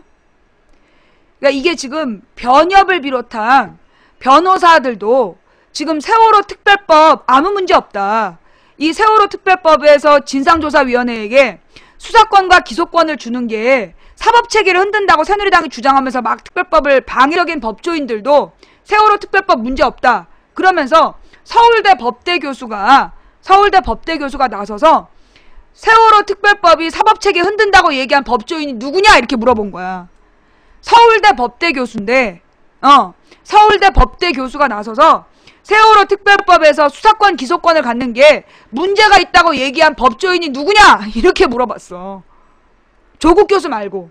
조국 교수는 서울대 로스쿨이야. 서울대 로스쿨 교수고 서울대 법대 교수. 서울대 법대 교수가 그 법조인이 누구냐라고 물어봤다고. 그러니까 이게 저기 조국 교수는 서울대 로스쿨 교수고, 법대 교수는 그보다 더 영향력이 있지. 로스쿨은 다른 대학 출신들도 오지만 서울대 법대 출신이 아니냐에 대해서 나름 그 자부심이 쩌는 단체야. 그런데 그 그러니까 이 세월호 특별법에 대해서 서울대 법대 교수가 질문했다니까? 누가 그랬냐? 누가 반대했냐? 이러면서 물어봤다고. 이거는 뭘 의미하냐면, 지금 이제 이 소위 우리나라의 합리적인 보수층도 완전히 돌아선 거야. 특히 이 세월호 특별법 가지고 정말 비겁한 거짓말을 악의적으로 퍼뜨렸잖아. 새누리당 국회의원 심재철 그것도 컸더만. 나는 그냥 그러려니 했어. 근데 그 반응이 컸어요. 새누리당 심재철 의원이 그 세월호 국정조사위원장인데, 특별위원 조사위원장인데, 그런 허무맹랑한 거짓말을 유포했다는 것이 이 합리적 보수층을 등 돌리게 했어. 그래갖고 지금 저기 심재철을 누가 또 고소했더만. 가족 대책위에 무슨 변호사가 고소했더만요. 허위사실 유포했다고. 그리고 지금 보니까 세월호 특별법과 세월호 유가족 대책위가 법적인 그 조치를 강력하게 시작했어. 그리고 지금 세월호 유가족 모독한 사람들에 대해서도요, 전부 그러니까는 그냥 원글을 올린 사람만 고소하는 게 아니라 퍼나른 사람들도 다 고소한대 지금. 박범계가 판사 출신이잖아. 판사 출신 국회의원이잖아. 그러니까 변호사 자격증이 있단 말이에요.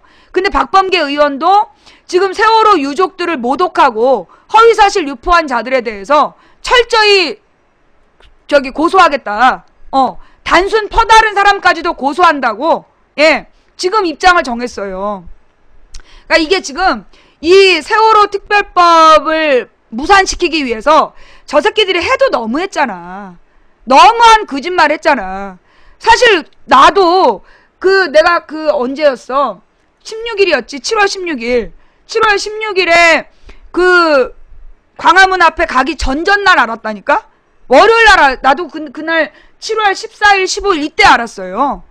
15일 아침 라디오 듣고 제대로 특별법에 대해서 저 새끼들이 거짓말하고 있구나라는 거를 나도 그때까지 유족들이 그런 요구를 한 줄 알았다고.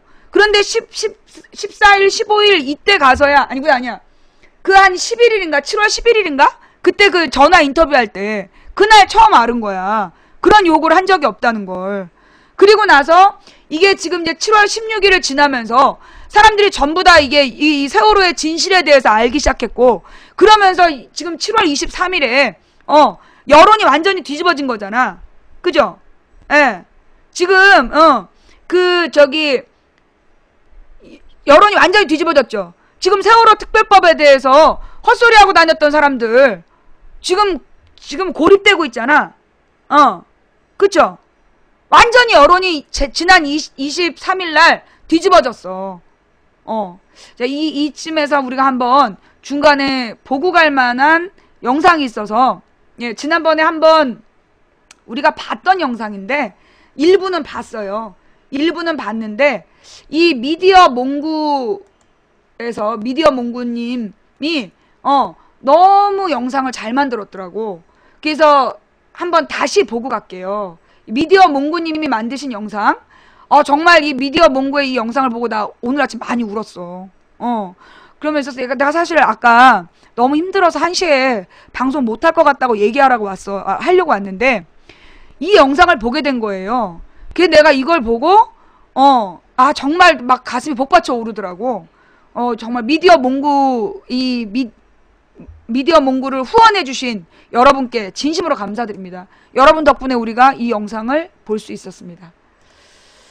제가 호미 노래도 그렇고 유가족들 만나면서 생각했는데, 정말로 제가 하늘나라에 있는 친구들과 공감하는 느낌을 느꼈거든요. 그거를 갖기를 원했던 거죠. 정치하시는 분들이 그 마음을 갖고 입법을 하고 정책하기를, 오늘 무거운 얘기는 안 하려고 그랬는데 그래야만 된다고 생각하는데, 위에서 제 조카도 하늘나라에 있습니다. 근데 보면은 제가 이렇게 슬퍼하고 너무 힘들고 그러면 제 조카가 너무 아파할 것 같아요. 그래서 잘 살아야지. 아까 우리 얘기했지만 하루 자고 나면서는 내가 너한테 얘랑은 하루 가까워졌다. 저는 그런 마음으로 내가 잘 살다가 어느 날인가 우린 다시 만날 것이다. 가족을 떠난 사람들한테 희망은 가족을 만나는 것밖에 없는데 만날 수가 없잖아요. 근데 만나겠죠. 그래서 그 친구들이 앞으로 이제 고통 없는 곳에서 잘 살기를 바라는 마음에서 오히려 축복한다는 노래를 제가 그 친구들한테 전하고, 우리 유가족 여러분도 이제 좀 더 힘내서 잘 사시기를 바라고, 오늘이 100일째잖아요. 제가 페이스북에 올렸습니다. 100일째니까 오늘 추모제하고 싹 다 정리하자. 그리고 101일째부터 다시 시작합시다. 처음부터 해서 절대로 잊지 않을 겁니다, 여러분. 보십시오. 절대로 여러분들이 아까 인터뷰하는데 누가 물어보더라고요. 언제가 김장훈 씨가 세월을 놔야 될 텐데 그게 언제입니까? 그래서 그랬어요. 세월호와 유가족들이 저를 놓으면 그때 제가 놓겠습니다. 그 전에는 절대 놓지 않겠습니다. 모든 국민들이 같은 마음이니까 힘내시고. 요즘에 느끼는 게 인간한테서 이렇게 많은 눈물이 나올 수 있구나. 여러분들이 지금 가장 힘든 건 물리적인 것도 먹지 못하는 것도 아니고 마음속에 있는 원통함일 겁니다. 그래서 제가 한마디 하겠습니다. 뭐 과격한 얘기는 아니고요. 일부 아주 극소수 비정상적인 사람들이 우리 가족들에 대해서 명예를 훼손하고 화살을 쏟는 경우가 있는데, 절대로 가족들, 하늘에 계신 우리 고인들 절대로 상처받지 마십시오. 자, 제가 결정을 내겠습니다. 결론을 말씀드리겠습니다. 유가족들이 길거리로 이렇게 나온 경우는 여태까지 어떤 경우에도 없었습니다. 저는 그 현장에 같이 있었는데 왜 그러면 가족들이 이 자리에, 제가 페이스북에 썼죠. 가족들이 보상금을 원했습니까? 정권 퇴진을 원했습니까? 울다 울 힘도 없는데 거리로까지 나올 수밖에 없는 이유는 다시는 이 땅에 우리 같은 비참한 가족들과 희생자들이 나오지 않게 안전하고 정의로운 대한민국을 만들어달라고 이분들이 여기 나온 이유는 설 힘도 없는데 자기를 태워서 촛불처럼 밝히려고 세상에 나온 분들이 가족들이고 단식을 열을 하는데도 아무도 들여다보질 않습니다. 그런데 이런 가족들에게 정말 100만 명에 한 명이라도 훼손을 하거나 폄하를 하는 소리가 나온다면 여러분들 신경 쓰지 마십시오. 그것은 인간이 아닌 것입니다. 정말로. 그러니까 이렇게 많은 분들이 정말 모두가 알아주십시오. 이분들이 지금 나올 이유가 없는 분들이에요. 지금 울다 힘도 없고, 진도에서는 제가 형 동생하고 사는데 극단적인 생각을 하는 사람들이 정말 많습니다. 이대로 가다가 정말 큰일 나거든요. 그러니까 앞으로 그러지 않았으면 좋겠고, 지금 전해드릴 노래를 오늘 제가 공개를 했는데 평소에 가수가 꿈이었던 봄이 양과의 듀엣을 준비했는데, 가족 여러분들 이렇게 생각했으면 좋겠어요. 제가 생각을 해봤는데 다른 가족분들 이러실 것 같아요. 우리 아이도 꿈이 있었는데, 우리 아이도 이랬는데. 저한테 얘기하십시오. 제가 다 들어드리겠습니다. 아이가 낙서를 좋아했으면 낙서장 전시를 할 것이고 할 테니까. 저 아시잖아요. 뭐 애들이 저 별로 안 좋아하니까 아이돌 그룹 사인 원하면 가서 받아다 갖다 드리고, 저 별로 안 좋아하죠. 그리고 하니까 보면은 그냥 여러분의 자식이고 우리 아이들은 다 모두의 자식이니까 혹시라도 상대적으로 이거에 대해서 우리 아들은, 우리 애는, 우리 가족은 하지 마시고 우리 모두의 유가족들을 위해서 전한 겁니다. 이제 잊지 말자고 제가 열심히 만든 곡이니까 우리의 노래로 생각하시고 앞으로 대책위를 통해서, 편지를 통해서 저한테, 저 아니어도 좋아요. 제 인기 없어서 그냥 유재석 씨 사인 받아다 주세요. 다 좋으니까 하시면 제가 다 배달해드리도록 할 테니까 소원 다 들어드리겠습니다. 그러니까 이 노래 같이 우리 자식 같은 노래로 함께 하시고. 추천 안 하고 보시는 분 없기 바랍니다.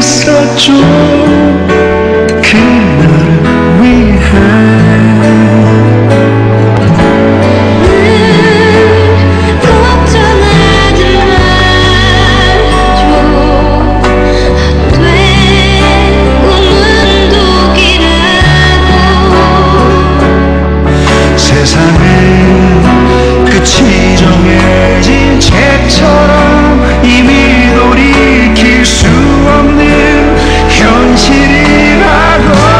그래요, 난 꿈이 있어요. 그 꿈을 믿어요. 나를 지켜봐요. 서 있는 명이란 벽 앞에 당당히 마주칠 수 있어요. 언젠가 그 벽을 넘고서 저 하늘을 높이 날을 수 있어요. 이 무거운 세상도 나를 묶을 순 없죠. 내 삶의 끝에서 웃을 그날을 함께해요.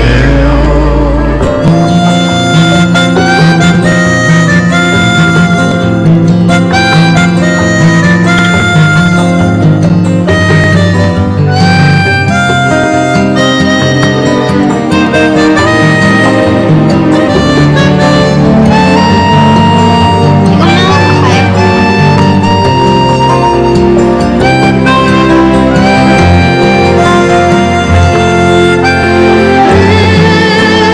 걱정하지 말아줘. 헛된 꿈은 독이라고.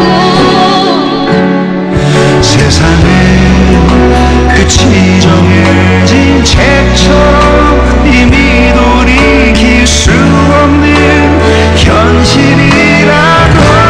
그래요, 난 꿈이 있어요. 그 꿈을 믿어요. 나를 지켜봐요. 저 차갑게 서 있는 운명이란 벽 앞에 당당히 마주칠 수 있어요. 언젠가 그 벽을 넘고서 높이 날을 수 있어요. 이 무거운 세상은 나를 묶을 순 없죠. 내 삶의 끝에서 웃을 그날을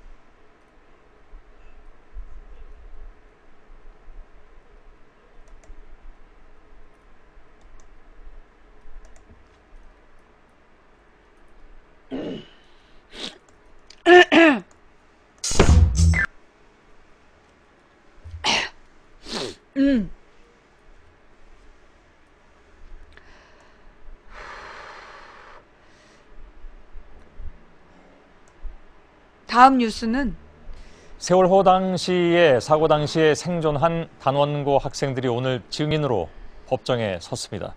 학생들은 어른들이 왜 나머지 친구들을 그냥 물속에 두었던 것인지 묻고 싶다고 했습니다. 여러 가지 다른 증언들도 나왔는데요. 강나현 기자의 보도입니다. 단원고 학생들은 가만히 있으라는 방송이 계속 나왔다며 학생들 스스로 도우면서 탈출했다고 일관되게 증언했습니다. 이런 증언은 지난주 JTBC가 학부모들로부터 받은 영상에도 등장합니다.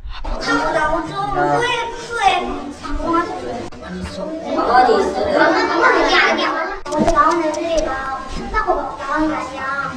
애들 다 알려주고 먼저 나온 애들이 다 이렇게 밀어주면서. 헬기에서 누가 내려오거나 이런 거는 못 봤지? 네, 그냥 이거 바구니 탈 수 있는 거 그냥 타라고. 바다에 빠지면 해경이 건져 올려주긴 했지만 아이들이 물어도 배 안으로 들어오지는 않았고 배 안에 친구들이 많다고 했지만 별다른 반응이 없었다는 겁니다. 당시 해경보트는 비상구에서 손으로 닿을 만큼 가까운 거리에 있었다고도 했습니다. 학생들은 모두 승객을 버리고 탈출한 선원들을 엄하게 처벌해야 한다고 답하며 이 가운데 한 학생은 왜 친구들을 그냥 둬야 했는지 이유를 알고 싶다고 되묻기도 했습니다. JTBC 강나연입니다. 오늘도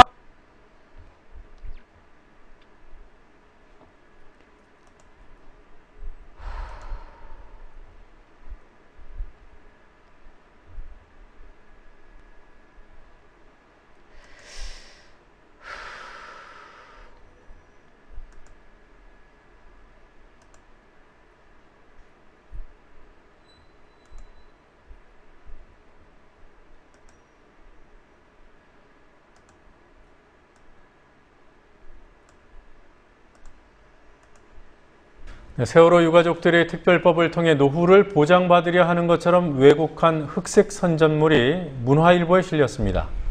총기 사고가 일어났던 강원도 고성 22사단에서 이번에는 이등병이 자살하는 사고가 일어났습니다. 자, 오늘 주요 뉴스들 알아보죠. 황준호 뉴스 취재 팀장 나와 있습니다. 어서 오십시오. 예. 먼저 문화일보에 실린 광고 얘기부터 해보죠. 예, 오늘 문화일보 석간신문이죠. 31면 하단에 세월호 유가족들을 비난하는 흑색 광고물, 흑색 선전물이 실려서 파문을 일으키고 있습니다. 지금 보시는 광고인데요. 제목만 보면 세월호 참사를 마치 추모하는 것 같은 그런 광고입니다. 그렇지만 내용을 뜯어보면 유가족들을 비하하고 기소권을 포함하는 그런 새로운 세월호 특별법을 비판하고 있는 그런 광고입니다. 의사자 처리, 대입 특례 입학, 유가족 생활안정 지원 이런 문제들을 꼽으면서 세월호 특별법에 대해서 평생 노후보장 특별법이 아니냐 이렇게 비꼬고 있는 문구도 들어있습니다. 또 쟁점이 되고 있는 조사위원회의 기소권 문제, 기소권을 주는 문제에 대해서 유가족들이 정치 선동 세력의 정치 투쟁의 도구로 이용당하고 있다고 매도하고 있습니다. 네, 이게 그러니까 광고죠. 예, 광고입니다. 네, 광고주는 누굽니까? 예, 근데 광고주의 명의가 없습니다. 그래서 아무리 돈을 내고 하는 의견 광고라고 해도 명의는 밝히는 게 일종의 언론의 윤리인데 네. 이름 없는 이런 유령 광고를 낸 문화일보의 행태가 오히려 이 광고의 내용만큼 심각한 게 아니냐 이런 지적이 나오고 있습니다. 네, 지금 다시 한번 그 해당 광고가 나옵니다만 예. 그 주장의 내용들은 꼼꼼히 적어놨어요. 대부분이 흑색 선전들인데 예. 광고의 주체가 어디에도 적혀있지 않군요. 그렇습니다. 네, 그래서 이런 광고 저도 처음 보는데요. 예, 논란이 일으니까 문화일보는 수구단체인 어버이연합이 광고주였다. 그렇지만 네. 어버이연합 측에서 이름을 노출시키지 말아달라고 요구했다. 이런 해명을 내놨습니다. 그런데 과거에 어버이연합이 이런 광고를 할 때는 늘 명의를 노출시켜 왔기 때문에 문화일보의 이번 해명이 과연 맞는 건지도 의문인 상황입니다. 광고에서 또 비방의 대상이 주된 비방의 대상이 새정치민주연합인데요. 문화일보가 책임 있는 조치를 하지 않을 경우에 법적으로 대응하겠다고 경고했습니다. 네, 어버이연합이 이렇게 광고 낼 돈이 있는 단체인가요? 예, 그것도 의문입니다. 네, SNS에 유포되고 있는 그 유가족들 모욕하는 글들, 예. 이 문제가 왜 근절이 안 되나 모르겠어요. 야당이 결국 수사를 의뢰했군요. 예, 점점 더 늘어가고 있는 상황입니다. 그래서 새정치민주연합의 박범계 법률위원장이 오늘 카카오톡과 SNS에서 유포되고 있는 세월호 유가족 모욕글에 대한 수사 의뢰서를 경찰에 접수하겠다고 밝혔습니다. 박범계 의원은 유가족들을 모독하고 세월호 참사의 원인을 일반 민가에 전가하는 내용의 그런 악성글들이 조직적으로 유포되고 있다면서 제작자와 유포자 이 양측 모두에 대한 수사를 의뢰한다고 말했습니다. 해당 글은 크게 5가지인데요. 제목은 이렇습니다. 내용을 알면 세월호 특별법 서명 못한다. 네. 또 세월호 유족이 무슨 벼슬인가. 세민련이 제출한 세월호 특별법의 내용. 또 끝으로 김지아 시인이 세월호 유가족들에게 희체 장사를 했다는 날카로운 비판을 했다. 이런 사실 이런 비판이 있지도 않았는데 네. 이런 낭설을 흘리고 있습니다. 그러니까 문화일보에 실린 광고하고 거의 비슷한 내용이라고 보면 될 것 같습니다. 네. 자, 얼마 전 총기 사고 일어났던 곳이죠. 고성의 22사단 예. 또 사건이 일어났습니다. 예, 어제 오후 4시 반쯤에 22사단, 그러니까 총기 사고가 났던 그 22사단의 A급 관심병사인 신모 이병이 영내 화장실에서 군화끈으로 목을 매서 자살하는 사고가 발생했습니다. 이 신이병은 입대 전에 자해를 시도했던 적이 있어서 입대와 동시에 A급 관심병사로 분류됐던 그런 사람이었습니다.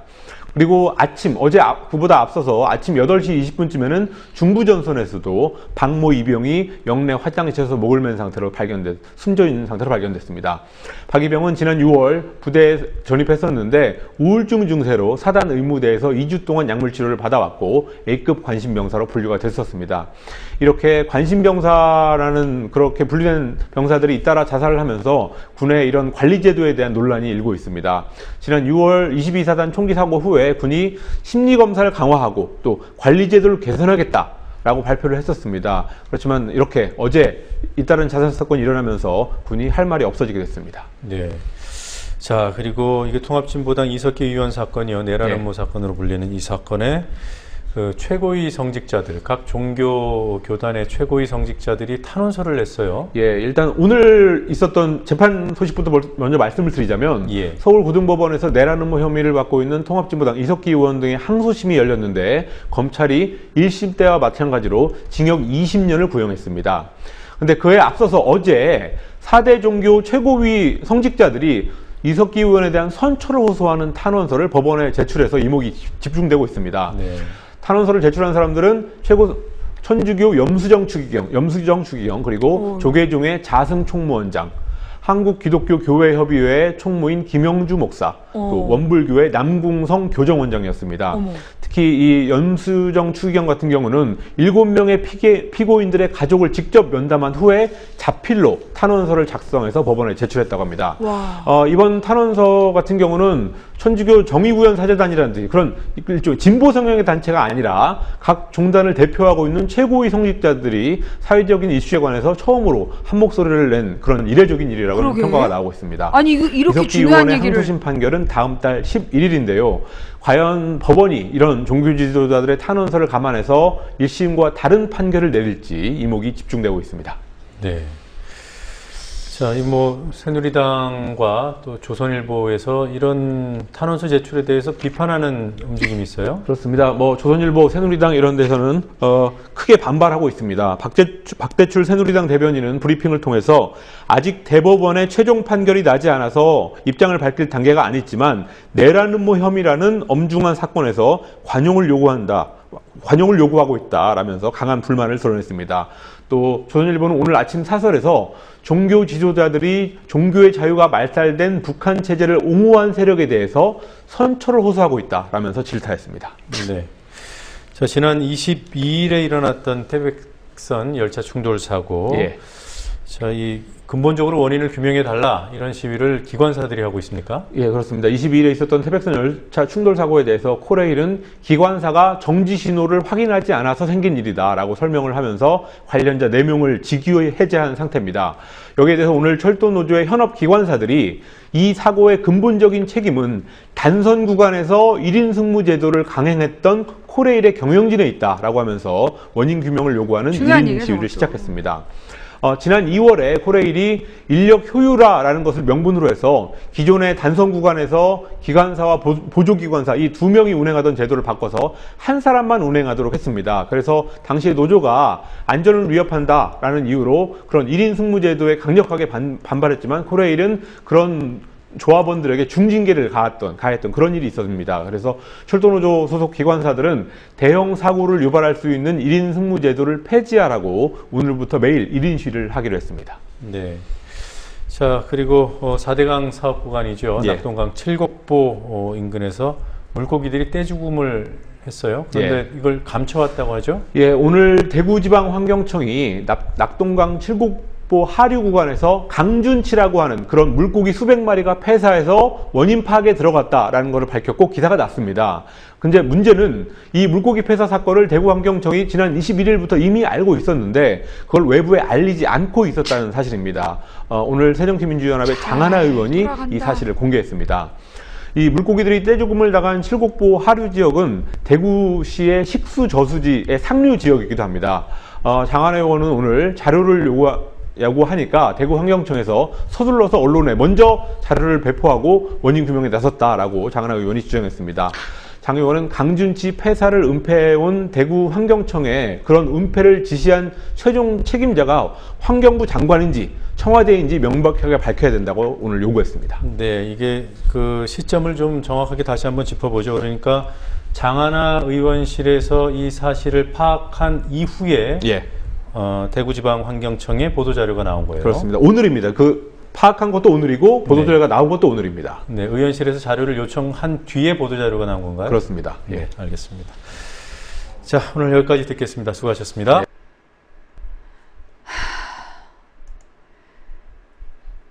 큰빛 이끼벌레가 가운데서도 발견된다는 거야.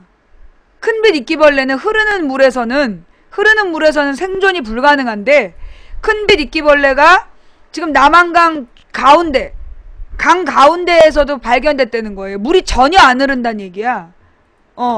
그것도 손석희 뉴스에 나왔다 그러죠.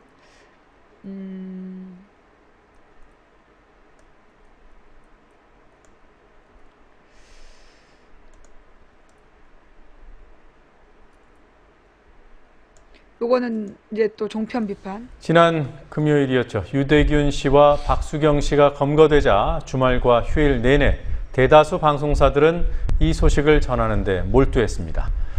특히 종편과 MBC는 박수경 씨의 사생활과 외모를 집중적으로 보도하며 선정성 경쟁을 벌였습니다.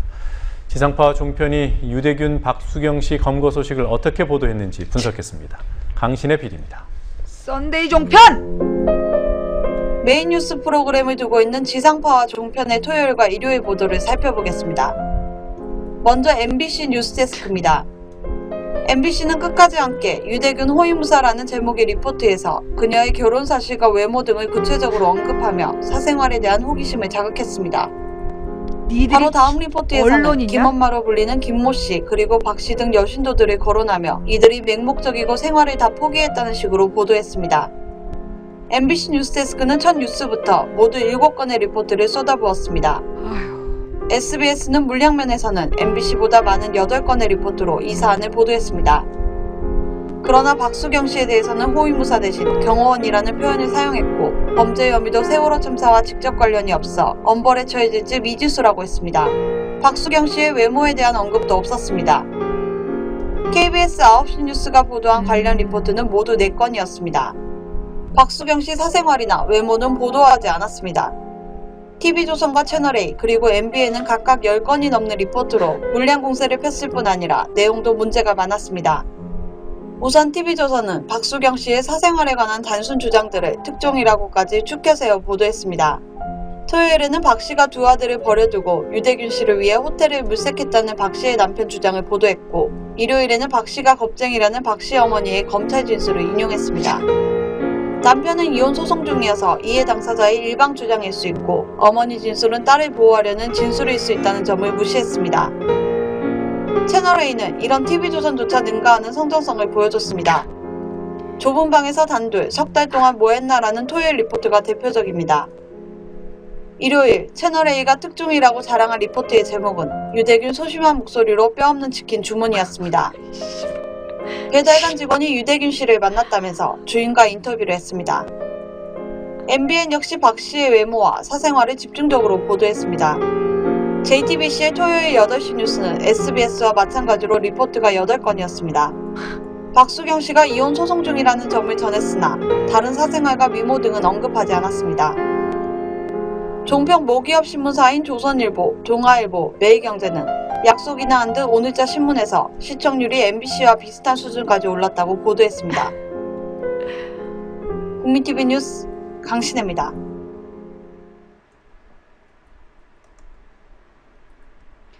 썬데이 종편! 이것들이요. 왜 이 지랄이냐. MBC, 그 다음에 KBS, 또 이 채널A, TV조선, MBN 얘네들이 수천억의 지금 재벌들의 지원을 받아서 방송을 하는 거야.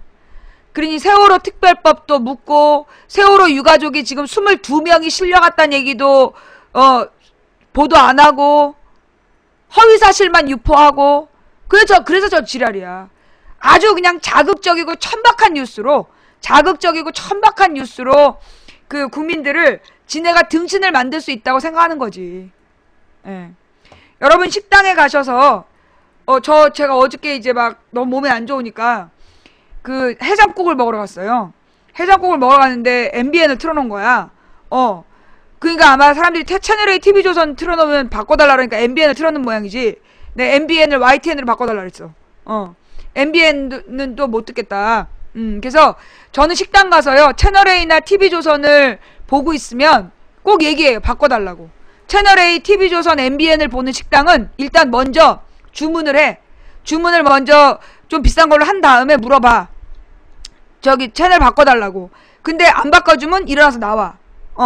그래야 식당들이 정신 차려요. 물론 YTN도 그런데 YTN도 수준이 비슷함에도 불구하고 채널A, TV조선, MBN 요 세 개를 고립시키는 거야. 난 MBN이 종편인지 몰랐어. 그리고 MBN이 맨 처음에 만들어졌을 때 저 지경이 아니었어요. 근데 이게 작년부터 점점 완전히 개판이 되는 것 같아. 작년부터 저래. 원래 그전에는 안 그랬어. 완전히 돌아버렸어, MBN이. 그러니까 이게 조선일보가 TV조선, 동아일보가 채널A, 중앙일보가 MBN이야. JTBC 별도고. 그래서 이 세 가지가 그 TV 조중동이야. TV 조중동 이것들이 완전히 짜고 지랄 연병을 하고 있어. 예. 아주 지랄 연병을 하고 있어. 그래서 아니야. 이 JTBC랑 MBN이 다 이 삼성가하고 연결된 계열사예요. 근데 JTBC는 보도본부를 손석희한테 넘기면서 그래서 손석희 눈치를 보느라고 보도가 저렇게 썬데이 종편처럼 안 하는 거고 MBN은 완전히 썬데이 종편으로 가는 거고. 그래서 자 좌우지간 중요한 건 뭐다? 여러분이 식당을 갔어. 근데 채널A, TV조선, MBN을 봐. 그러면 일단 주문을 한 다음에 채널 바꿔달라고 요구해. 근데 안 바꿔줘. 일어나. 일어나서 나오는 거야. 그래야 이게 그리고 무슨 관공서에서도요. 채널A, TV조선, MBN을 틀어놨으면 바꿔달라고 얘기해야 돼. 차라리 SBS로 바꿔라. 이렇게 얘기하는 게 나아요. 현재로서는. 그래서 JTBC나 SBS로 바꿔달라고 요구하시는 게 훨씬 더 나은 거다. 내가 그때 밥 먹으면서 YTN 틀어달라는 건 YTN이 뭔 짓거리를 하는지 보면 언내기들의 구도가 보이니까 내가 연구하느라고 틀어달라는 거고, 여러분들의 식당 가서 그 SBS나 JTBC로 바꿔달라고 부탁하시는 게 여러분들이 저 쓰레기 종편을 몰아내는 길이에요. 저 쓰레기 종편들이 국민들의 뇌를 좀먹고 있어. 국민들을 살려야 돼. 국민들을 지켜야 돼. 안보기 운동 펼쳐야 된다. 라는 거였고요.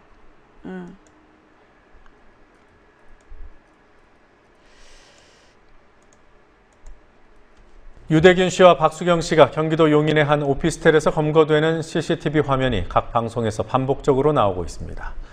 종편과 보도 채널들은 이미 수십 번씩 써먹었습니다. CCTV 화면에는 컬러 화면도 있고 적외선 화면도 있습니다. 상당수 방송들이 좀 더 자극적으로 보일 수 있는 적외선 화면을 선호합니다. 연합뉴스TV는 적외선 화면 중에서도 박수경 씨의 눈에서 번쩍번쩍 빛이 나오는 장면을 집중적으로 방송에 내보냈습니다. 도대체 언제부터 방송이 그리고 언론이 도피 조력 혐의자의 얼굴을 이렇게 속속들이 보도했는지 궁금합니다. 얼마 전 뉴스K는 시신사진 원본을 보도했고 이후 보도 가치에 대한 논란이 있었습니다. 보도 가치가 크다고 판단해서 보도했지만 이와 관련한 비판을 무겁게 들었습니다. 박수경 씨 얼굴 노출은 어떤 보도 가치가 있었을까요? 포획된 동물의 안광을 연상시키는 적외선 화면은 어떤 보도 가치가 있는 것일까요? 보도 비중에 대한 비판은 꽤 나오고 있지만 박수경 씨 얼굴 노출에는 논란도 거의 없습니다. 안타까운 일입니다. 박수경 씨의 얼굴, 사실 보도 가치가 크다고 할 수 있습니다. 특별법 논란, 유가족 단식, 그리고 국정원 개입 의혹에 관한 관심을 차단하는 측면에서는 보도 가치가 매우 큽니다. 뉴스K 마치겠습니다. 내일 뵙겠습니다.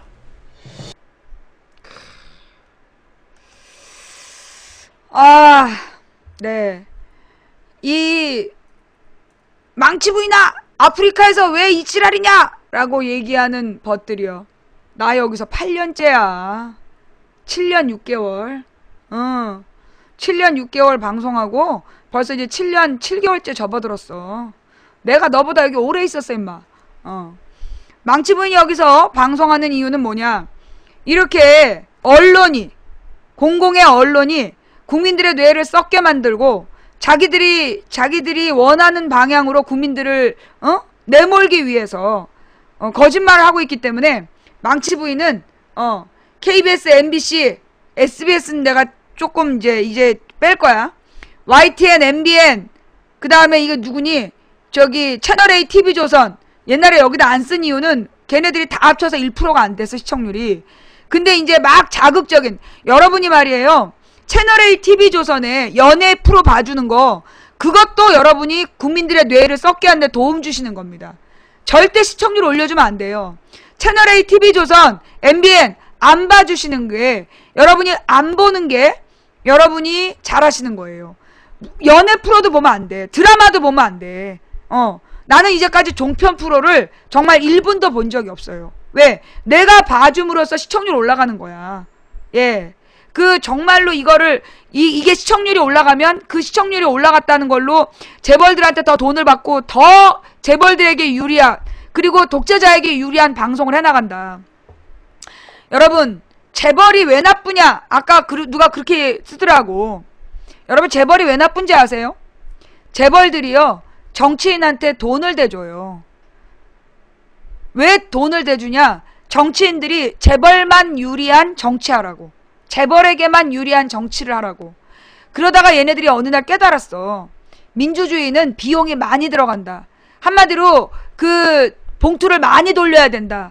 그래서 재벌들이 선택한 게 뭐냐? 독재예요. 재벌들이 독재를 선택하는 거야. 왜? 독재자는 한 입에만 넣어주면 되니까. 그래서 재벌이 나쁜 거예요. 지금 장하준 교수가 삼성특별법이 필요하다. 삼성특별법이 필요하다라면서 실제로 재벌들이 지금 기업의 경영권을 가지고, 여러분 지금 우리나라의 구조가 어떠냐면, 옛날에 1950년대, 60년대에 50년대에는 기업이랄 게 별로 없었고, 그러다 60년대 박정희 때부터 재벌들한테 집중적으로 투자를 하기 시작해. 국가에서 불법 대출해주고 부당 특혜주고, 특혜로 박정희 전두환 때 70년부터 80년대까지 20년 동안 재벌들이 확 커요. 걔네들이 90년대 중반부터 독자적인 정치 세력화를 하는 거야. 그러고 난 다음에 지금 이제 이 재벌들이, 근데 90년대 중반을 거치면서 소위 재벌로 성장했던 1세대들이 다 죽은 거예요. 다 죽고 이제 90년대부터 한 20년에 걸쳐서 2세대, 그러니까 이건희 나이대가 쭉 지배를 했던 거야. 그러다 이건희 나이대가 이제 죽어가는 거예요. 이제 병 들어서 이제 3세대로 넘어가는 거야. 근데 이 3세대들은 소위 이미 재벌로 태어나서 재벌로 자랐기 때문에 사업 수완이나 이런 것들이 없는 거야. 사업 수완이나 이런 것들이 없고, 그리고 물론 이게 지금 얘네들은 돈 놓고 돈 먹기밖에 할 줄 몰라. 적어도 2세대, 그러니까 1세대는 일자리를 많이 만들었어. 근데 2세대가 돈 놓고 돈 먹기를 배웠고, 자식들에게 가르쳐서, 지금 3세대 재벌들은 돈 놓고 돈 먹기밖에 몰라. 그래서 얘네들이 이 집권을, 이 재벌가를 차지하게 됐을 때, 우리 경제는 더욱더 안 좋아진다는 거죠. 얘네들은 주식으로 먹고 사는 애들이야. 주식 가치로. 그래서 돈 놓고 돈 먹기밖에 몰라. 사람에게 투자해야 되는 거, 사람을 먹여 살려야 된다는 개념이 없는 애들이야. 그래서 이 3세대 재벌 경영에 대해서 우리는 심각하게 반대해야 된다. 근데 장하준 교수는 뭐라 그러냐? 이 삼성의 3세대 세습을 인정해줘라. 대신 문제가 생기면 경영권을 국가에서 뺏어라. 근데 이미 우리나라의 이 재벌들의 2대 주주가 국민연금이에요. 국민연금을 이명박 때 국민연금을 그 주식값을 떠받치기 위해서, 주식값 떨어지지 않도록 국민연금을 다 쏟아부어갖고 거의 1대 주주, 2대 주주가 국민연금이야. 그러니까 이제 재벌들의 경영권에 국민이 관여할 권리가 있어요. 예. 재벌들의 경영권에 국민들이 관여할 권리가 있는 거야. 예. 무능한 3세 경영 용납하지 않는다. 재벌들에게 이제 국민연금에서요, 우리는 정확히 요구할 수 있어요. 재벌들이 뭐 했다고 수백억 연봉 타가냐. 재벌 가족들이 왜 기업 돈으로 외제차 타냐. 이런 거 우리가 문제 제기할 수 있어. 왜? 우리는 최대 주주니까. 국민연금 우리 돈이야. 우리 돈으로 재벌들한테 재벌들 주식을 떠받치느라고 우리가 1대나 2대 주주가 돼 있기 때문에 우리가 이제 재벌 경영에 대해서 우리가 관여할 수 있는 거예요. 당당하게 요구해야 돼. 네가 왜 수백억 가져가냐? 니네가 왜 그 이윤을 다 먹냐? 이거 우리가 요구할 수 있는 겁니다. 그죠? 예. 자, 오늘 망치부인 방송 어떠셨어요? 볼만하셨나요? 아, 내가 지금 혀가 다, 혀가 지금 막 너덜너덜해. 예, 뽀다고님, 가스팔, 역해님, 예, 또, 가만있어봐, 푸얼님, 사법권력 개편님, 예, 또, 감사합니다. 네. 그, 제이보그님을 비롯해서, 쭉쭉, 우리가 영상 볼 때, 영상 뉴스 나올 때, 선물로 후원해주신 피그말리오님, 산골짜기꽃님, 가스파라 역해님도 감사드리고요. 예. 우주 최강란님, 아이고 잘 먹네님, 윤채내과자님을 비롯해서 선물로 후원해주신 모든 분들께 감사드립니다. 오늘 시청해주신 모든 분들께 감사드리고요. 예, 처음부터 끝까지 시청해주신 여러분께 진심으로 감사드립니다. 그리고 추천을 해주신 2822분, 아까 3100명 넘게 보는 거 봤다.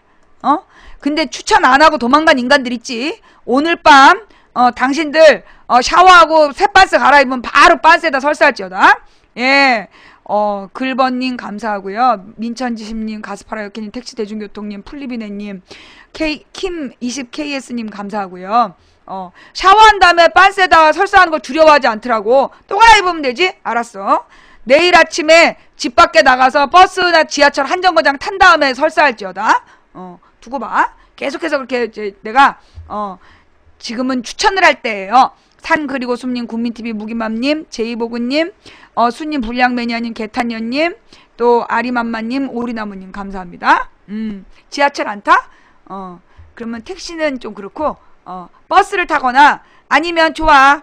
너가 가장 마음에 드는 여인이나 남성을 딱 만나고 가장 가까이 근접했을 때 그때 설사할지어다. 예. 참자 참아님, 사탕1214님 감사합니다. 추천해주신 모든 분들은 오늘 밤 편안한 밤 보내시고요. 내일 낮 2시에 만나요. 예, 혹시 제가 내일 낮에 방송을 못하면 혓바닥이 다 너덜너덜해져서 지금 막 말을 하면서 계속 씹어. 이 잇몸도 여기저기 막 입병이 나고 혀도 너덜너덜해지고. 예. 그래서 혹시 내일 방송 못하면 쉬는구나 하시고, 근데 또 내일 아침에 또 대봐야 알아. 내일 또 뭔가 영상을 보거나 뉴스를 보고 필 꽂히면 내일 낮 2시에 방송할게요. 예. 다음 방송은 내일 낮 2시. 더 해달라고! 너 왜 나한테 반말하냐고! 지금 3시간 방송했구만. 예. 오늘 시청해주신 모든 분들께 감사드리면서 방송 여기까지 할게요. 예. 내일 낮 2시에 오세요. 그때 또 방송해드릴게요. 감사합니다. 예. 지금까지 도봉구 창동사는 불량주부 망치부인이 보내드린 생방송 망치부인의 시사수다방이었습니다. 추천해주신 3007분께 다시 한번 감사드리고요. 매니저님들 고생하셨습니다. 감사합니다. 협단이님, 힘내세요님을 비롯해서 선물해주신 모든 분들께 감사드립니다. 방학이 너무 길어. 애들이 무서워. 자, 이제 제 방송 보실게요. 좀 전에 우리 딸이 나와가지고 무시무시한 눈빛으로 쳐다보고 나갔는데 뭘 원하는지 모르겠어.